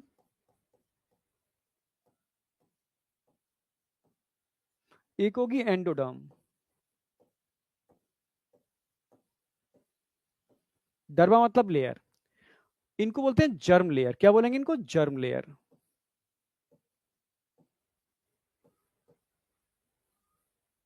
तो बस इन जर्म लेयर से पूरी बॉडी बनती है, ठीक है। मतलब एक्टोडर्म हमारी बॉडी के बाहर वाले पार्ट बनाती है, ठीक है। एंडोडर्म हमारी अंदर की गट बनाती है, और उसके बीच में मोस्टली ऑर्गन मेजोडर्म से मिलके बने होते हैं। तो हर एनिमल का ऑर्गेनाइजेशन कुछ ऐसा भी होता है, पर कुछ एनिमल ऐसे होते हैं जो 3 जर्म लेयर से नहीं बनते, वो सिर्फ 2 ही जर्म लेयर से बनते हैं, उनको डिप्लोब्लास्टिक एनिमल बोलते हैं, ठीक है। तो इसके बेस पर आप एनिमल को 2 पार्ट में डिवाइड कर सकते हो, डिप्लोब्लास्टिक एंड ट्रिप्लोब्लास्टिक, ठीक है। तो बस छोटा सा है, इसमें एग्जाम्पल ध्यान रखने। तो यहाँ पर एनिमल को आप डिवाइड कर सकते हो, ठीक है, डिप्लोब्लास्टिक एंड ट्रिप्लोब्लास्टिक।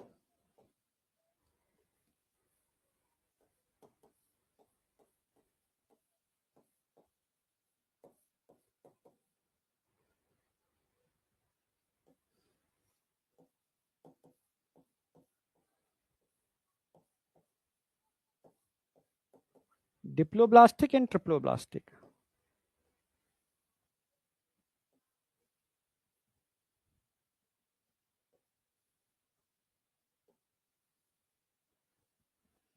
ठीक है।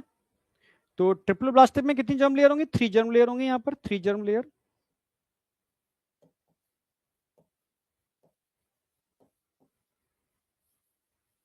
यहाँ ओनली 2 जर्म लेयर होंगी।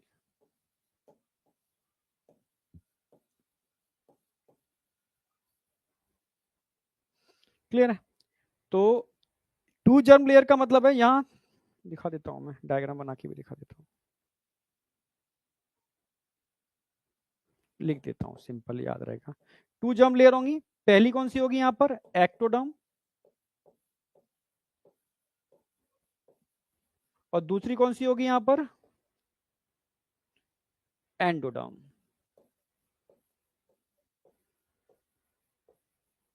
पर यहाँ 3 जर्म लेयर आ गए, एक्टो, मीजो पहली बार बनी थी, और एंडो।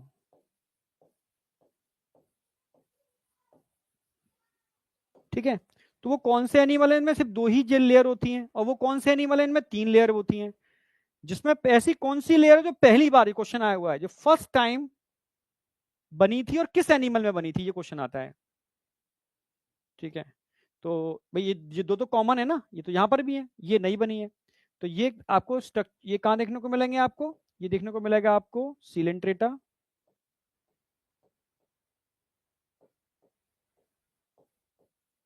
टीनोफोरा,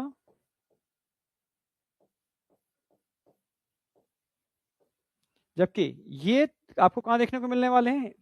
प्लेटियलमंथीस से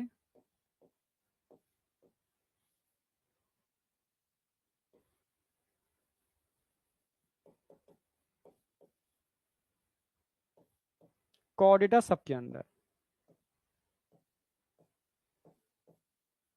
प्लेटियलमंथीस से कॉर्डेटा सब के अंदर देखने को मिलने वाले हैं, ठीक है। ये फर्स्ट टाइम डेवलप इन प्लेटियलमंथीस।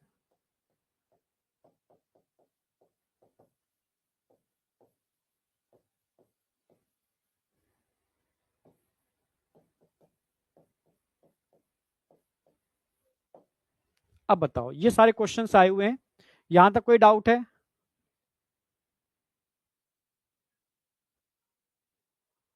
यहां तक कोई डाउट?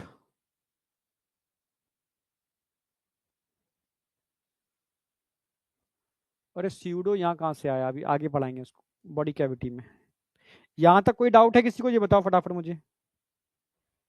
इसका एनसीईआरटी ने डायग्राम भी दे रखा है, देख लो एक बार। ये है, इस डायग्राम में किसी को कोई डाउट है?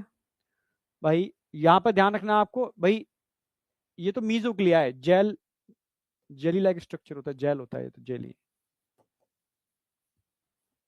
जेली लाइक स्ट्रक्चर होता है, लेयर नहीं है, लेयर 2 ही है यहाँ पर, एक्टो और एंडो। यहाँ पर सॉलिड मीजोडर्म है, सॉलिड है, सॉलिड मीजोडर्म प्रेजेंट है यहाँ पर, ठीक है। तीसरी लेयर आ गई। चलो अब बात करते हैं, अच्छा ये क्वेश्चंस हैं, तो ये आपको खुद करने हैं, ठीक है। Cellular level of organization is found in level of organization, organ level of organization found in, tissue level of organization found in. अच्छे क्वेश्चंस हैं, सारे करोगे, ठीक है। ये क्वेश्चंस आपको खुद लगाने हैं, प्रैक्टिस के लिए दे दे रहा हूं मैं आपको। अब बात आती है सीलोम। सीलोम और देख लो, क्या टाइम तो अभी होगा, हाँ टाइम तो है अभी। अब सीलोम की बात आती है, सीलोम और देख लो। अगर मैं सीलोम की बात करता हूं, सीलोम होती क्या है, समझना मेरी बात।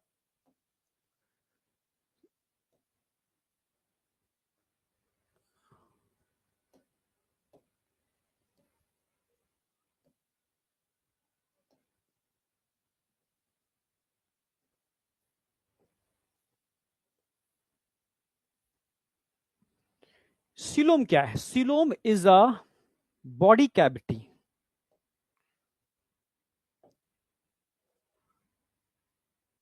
ऊपर थोरेसिक कैविटी है, नीचे एब्डोमिनल कैविटी है, ठीक है। एक ऐसी बॉडी कैविटी जो टोटली एक स्पेशल टाइप के टिश्यू से लाइंड है, इसको बोलते हैं mesodermal lining, lining of mesodermal tissue, क्योंकि ये कैविटी जो मीजोडर्मल टिश्यू से बनी होती है, इसको सीलोम बोलते हैं। ये क्या, मीजोडर्म,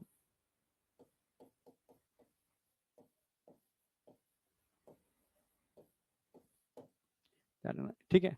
तो सीलोम क्या है? इट इज अ, सीलोम बोलो या बॉडी कैविटी बोलो, सीलोम या body cavity,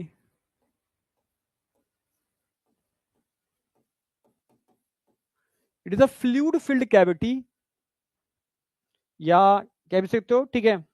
it is a internal space, बस डेफिनेशन ध्यान रखनी है आपको यहां पर कि,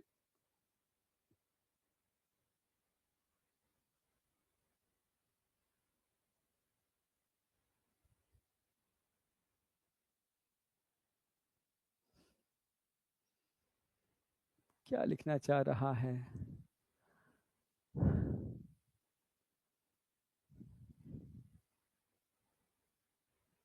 सिलिंट्रेटा और नाइडेरिया एक ही चीज है मेरे ताऊ, ठीक है। सिलिंट्रेटा और नाइडेरिया एक ही चीज है, ठीक है। हाँ, तो सिलिंट्रेटा या नाइडेरिया एक ही चीज है। पहले एक बड़ा घर होता था, उसमें उसमें मतलब सारे लोग रहते थे। बाद में कुछ करेक्टर की वजह से लड़ाई हुई, तो फिर सिलिंट्रेटा के अंदर जो रह गए वो थे जिनके पास निडोसिल थी, तो इनको हमने नाइडेरियंस बोल दिया। हाँ, जिनके पास निडोसिल नहीं थी उनको टीरोफोरा में रख दिया, समझे। चलो, अब आ जाओ body cavity. It is a internal space,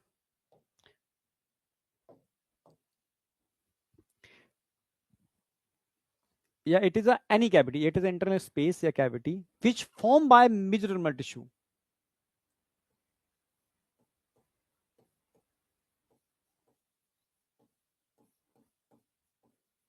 या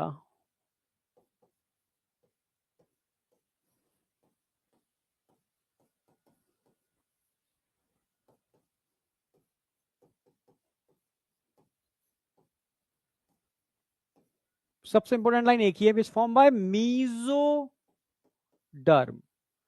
मीजोडर्म जो मीजोडर्म से मिलकर बनी होती है, एंड प्रेजेंट बिटवीन, क्योंकि इसके अंदर क्या होगी, एलिमेंट्री केनाल होगी, एलिमेंट्री केनाल होगी, इसके ऊपर भी होगी। तो प्रेजेंट बिटवीन, ये ग्रीन कलर की एक्टोडर्म है, येलो कलर की एंडोडर्म है, इनके बीच में प्रेजेंट होगी, तो present between outer ectoderm and inner endoderm.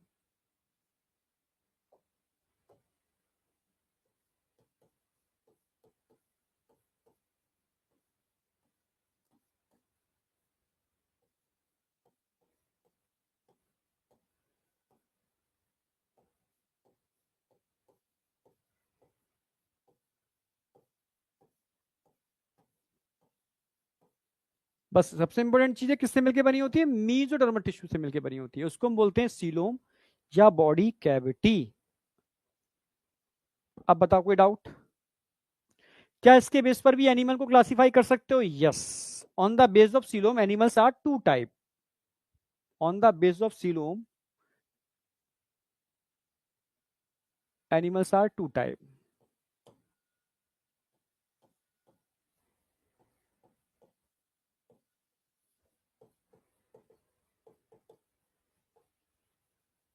इसको दो पार्ट में डिवाइड कर सकते हो.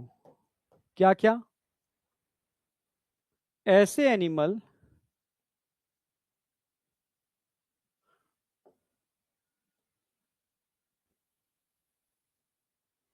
जिनमें सीलोम नहीं होती और ऐसे एनिमल जिनमें सीलोम होती है. एसिलोमेट, या ऐसे भी कह सकते हो, ऐसे भी कह सकते हो, ठीक है. एसिलोमेट, क्योंकि सूडोसिलोम भी आई थी. सूडोसिलोमेट एंड यूसिलोमेट, ऐसे भी कह सकते हो.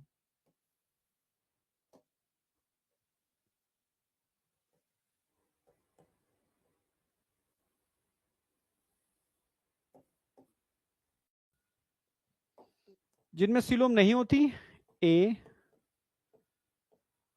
सीलोमेट. जिनमें सीलोम होती ही नहीं है. ऐसे एनिमल जिनमें सीलोम तो होती है पर झूठी होती है, प्रॉपर नहीं बनी अभी, सीडो.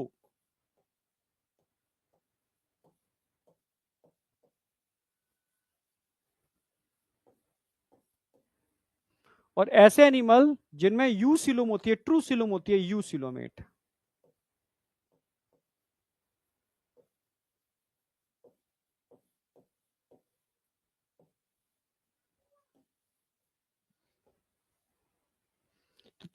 तो थ्री पार्ट में डिवाइड कर सकते हो. अब एसिलोमेट का मतलब है जिसमें सीलोम ही नहीं है. आप समझ रहे हो ना मेरी बात? हाँ, जिसमें सीलोम ही नहीं है. अगर कोई एनिमल डिप्लोब्लास्टिक है, ठीक है, तो उसमें तो सीलोम पॉसिबल ही नहीं है क्योंकि म्यूजरम ही नहीं है उसके पास. हाँ, एक एनिमल ऐसा भी है जिसके पास 3 लेयर हैं पर फिर भी सीलोम नहीं है. वो कौन होगा? प्लेटियलमंथीस. ठीक है. हाँ, तो इसको भी चाहो आप एसिलोमेट को दो पार्ट में डिवाइड कर सकते हो. जब है ऑप्शन तो कर ही देता हूं मैं. पहले क्वेश्चन आते थे इन पर इस तरीके से. एक डिप्लोब्लास्टिक एसिलोमेट, डिप्लोब्लास्टिक एसिलोमेट, एक triploblastic acoelomate. Triploblastic acoelomate. Triploblastic को एसिलोमेट क्यों बोला? क्योंकि यहां पर सॉलिड मीजोडर्म होती है. सॉलिड मीजोडर्म होती है, सीलोम नहीं बनती. सॉलिड मीजोडर्म, सॉलिड मीजोडर्म होती है, इसलिए इसको एसिलोमेट बोलते हैं. एग्जाम्पल आपको याद रखने हैं सबके. तो इसमें तो भाई डिप्लोब्लास्टिक एसिलोमेट में सिलिंटेटा,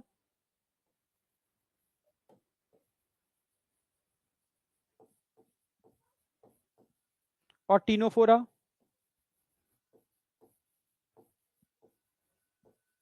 हाँ, यहां बात करेंगे तो प्लेटियलमंथीस,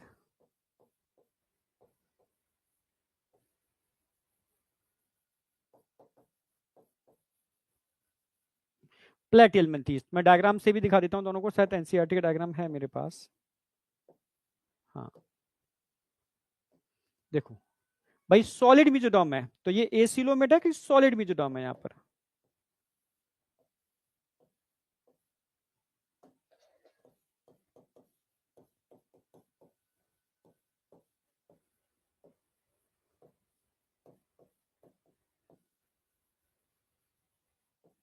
एसिलोमेट कहलाएगा.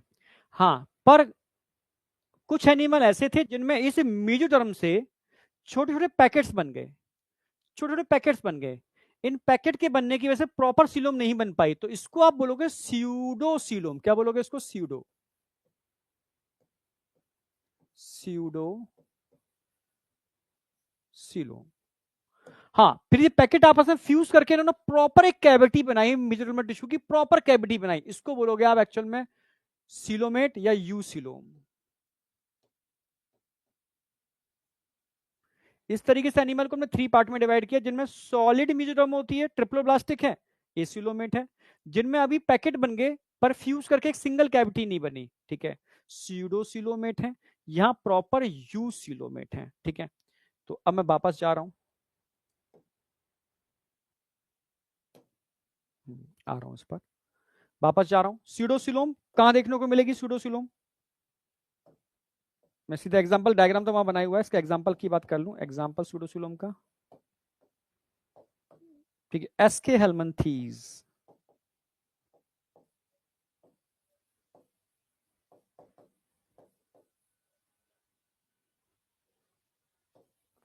अब यूसिलोम की बात करते हैं, यूसिलोम की बात करते हैं। तो यूसिलोम तो आपके सामने मैंने बना के रख दिया है, ट्रू सिलोम कहते हैं भाई। प्रॉपर इसमें एक्टोडर्म है, प्रॉपर इसमें एंडोडर्म में कलर भी भर देते हैं।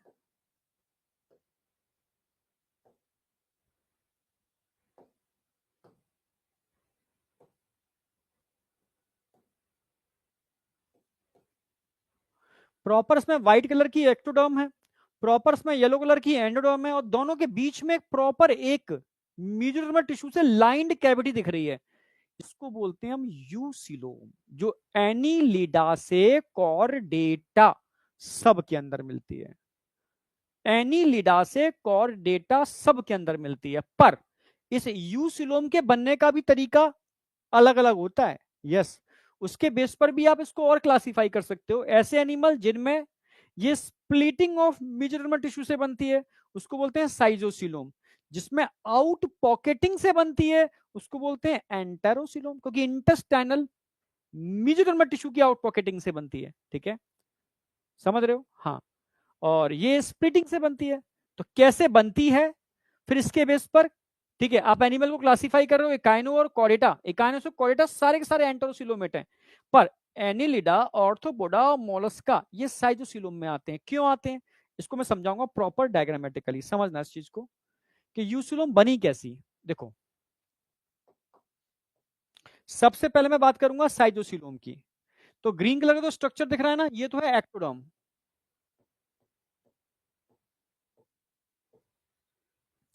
जो व्हाइट कलर का स्ट्रक्चर दिख रहा है वो एंडो,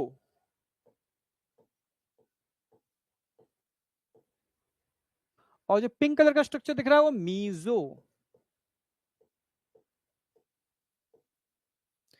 ठीक है, और ये प्रिमिटिव गट होती है, आगे जाके गट बनाएगी, प्रिमिटिव गट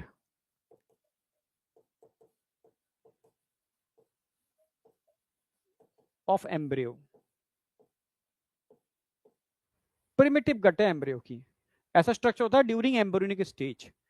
तो यहां पर क्या दिख रहे हैं आपको? मेसोडर्मल टिश्यू दिख रहे हैं ना आपको, मेसोडर्मल टिश्यू। अब क्या होगा, ये मेसोडर्मल टिश्यू आपस में ये ऐसे हैं, ये ऐसे स्प्लिटिंग करेंगे।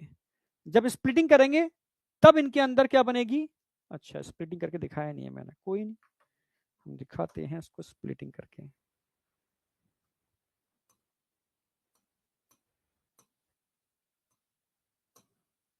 अब देखो,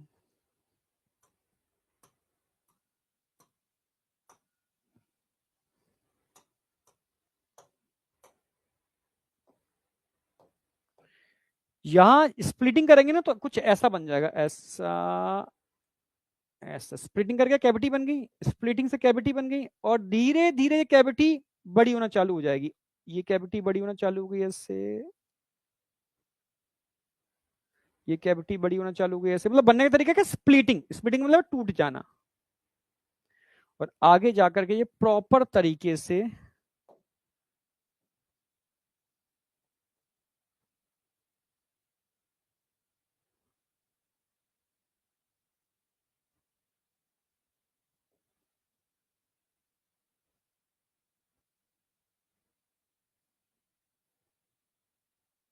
बन गई ये सिलोम।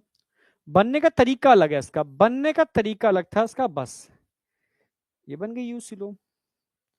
जो स्प्लिटिंग से बनी है वो यूसिलोम है। अब देखो यहां पर क्या है, गट के अंदर मेसोडर्मल टिश्यू है, गट के अंदर है। ठीक है, अब समझना, ये है एक्टो, ये है एंडो, ये है मीजो। तो मेसोडर्मल टिश्यू की आउट पॉकेटिंग होगी, यहां से एक पॉकेट की फॉर्म में बाहर निकल जाएंगे, ये निकल के आउट पॉकेटिंग, ये पॉकेट की फॉर्म में आउट पॉकेटिंग। और ये निकल करके बिल्कुल अलग हो जाएंगे, बिल्कुल अलग हो जाएंगे, और ये बन करके देखो ये चालू कर दिया उन्होंने बनाना, ये चालू कर दिया बनाना, अलग हो गए बिल्कुल अलग। और आगे जाकर के फ्यूज करके प्रॉपर सीलोम बना देंगे, ऐसे ऐसे ऐसे बन गई यूसिलोम। तो यूसिलोम दो तरीके से बन सकती है, इस तरीके से भी बन सकती है और इस तरीके से भी बन सकती है, यानी स्प्लिटिंग ऑफ मेसोडर्मल टिश्यू या out pocketing of mesodermal tissue, उससे भी बन सकती है। तो इसके बेस पर एनिमल को आप दो पार्ट में डिवाइड कर सकते हो। कैसे? कि भाई साइजोसीलोमेट जिसमें स्प्लिटिंग ऑफ मेसोडर्मल टिश्यू से बन रही है, एनिलिडा, ऑर्थोपोडा और मोलस्का। और एंटेरोसिलोम जो एम्ब्रियोनिक, एम्ब्रियो की जो गट होती है ना एंडोडर्म, उसमें मेसोडर्मल टिश्यू होते हैं, उसकी आउट पॉकेटिंग से बन रही है, out pocketing of embryonic endoderm, नहीं एम्ब्रियोनिक मेसोडर्म, एम्ब्रियोनिक मेसोडर्म।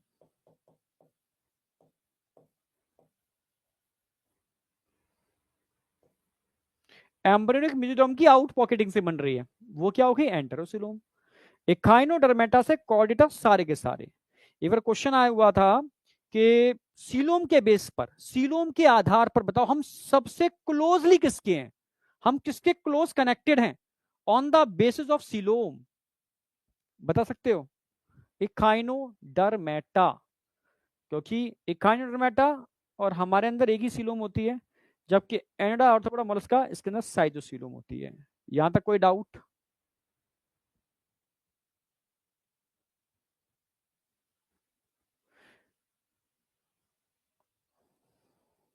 आई या नहीं आई?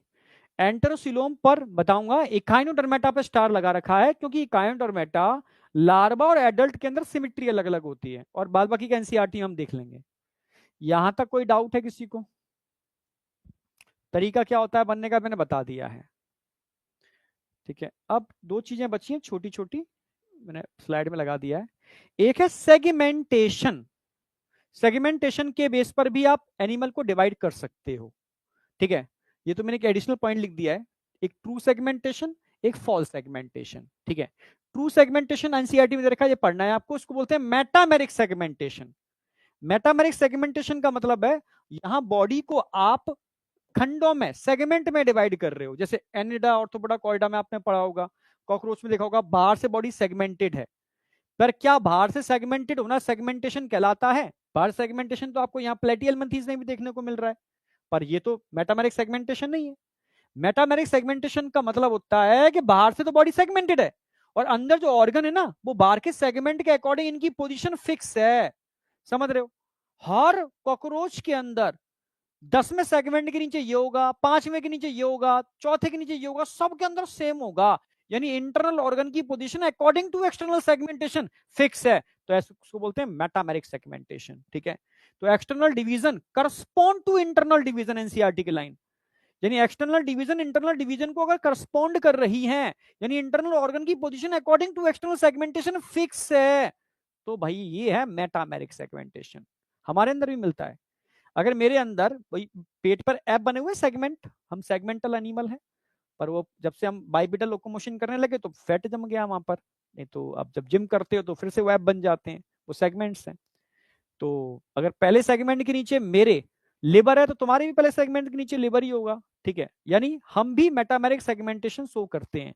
जरूरी नहीं पूरी बॉडी ही सेगमेंटेड हो, बॉडी का मोस्टली पार्ट अगर सेगमेंटेड है जिसके अंदर ऑर्गन है और उनकी position according to external segmentation fix है, तो एक्चुअल में उसको मेटामेरिक सेगमेंटेशन बोलेंगे, समझे?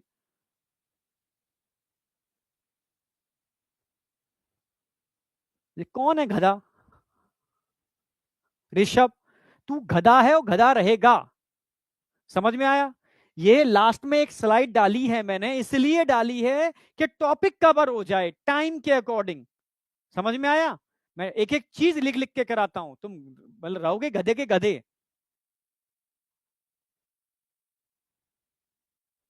कर दो बंद, छोड़ देता हूं यहीं पर ही मैं, कल लिखूंगा धीरे धीरे, लिखना मेरे संग धीरे धीरे। अरे टॉपिक पूरा खत्म हो जाएगा, सेगमेंटेशन खत्म है, इतना सेगमेंटेशन। एनिडा, ऑर्थोपोडा और कॉर्डेटा, जो टाइम मैं लिखने में लगाऊंगा उतना मैं तुम्हें समझाने में लगाऊंगा मैं, ठीक है। टाइम हो गया मुझे पता है, तभी तो मैं इसको लेकर के आया था। मुझे, मैंने कहा 2 कंडीशन होंगी, अगर मुझे लगेगा टाइम है तो मैं हेडिंग डाल करके स्लाइड बना के लिख दूंगा, टाइम नहीं है तो बनी हुई स्लाइड को एक बार मैं बता दूंगा कि सेगमेंटेशन है क्या। ठीक है, इसकी वजह से मैं ये भी बता दिया आपको।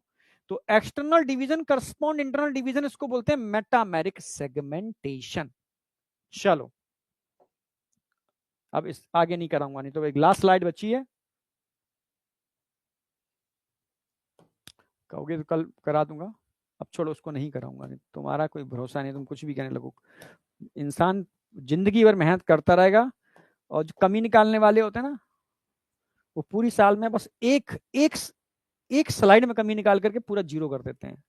हाँ, पर ऐसे लोगों का होता कुछ नहीं है। ठीक है, एक इनको बोल के एक क्लासिफिकेशन किया गया है, कंप्लेंडिंग नेचर ऑफ स्टूडेंट्स। ठीक है, वो कभी सक्सेस नहीं होते, वो क्या करते हैं, पहले अपने टीचर को कंप्लेंट करेंगे, मतलब टीचर की कमियां निकालेंगे, इस वजह से सिलेक्ट नहीं हुआ। ठीक है, फिर ये दोस्त था मेरा इसलिए सिलेक्ट नहीं हुआ, मेरा हॉस्टल ऐसा था मैं इसलिए सिलेक्ट नहीं हुआ, मेरे मम्मा पापा ऐसे थे इसलिए मैं सिलेक्ट नहीं हुआ। तो जिंदगी भर ऐसे लोग होते हैं, ऐसे बच्चे होते हैं जिनके अंदर कंप्लेंटिंग नेचर होता है। ठीक है, वो दूसरों की कमियों पर काम करते हैं। समझ रहे हो, वो देखा होगा ना आपने कि ये तो पूरा एक लाइव एक्सपेरिमेंट हुआ है ना, एक बहुत बड़ा व्हाइट बोर्ड पर जो एक्सपेरिमेंट किया गया था, मतलब ये यहाँ का एक्सपेरिमेंट नहीं है, बाहर का एक्सपेरिमेंट है। व्हाइट बोर्ड पर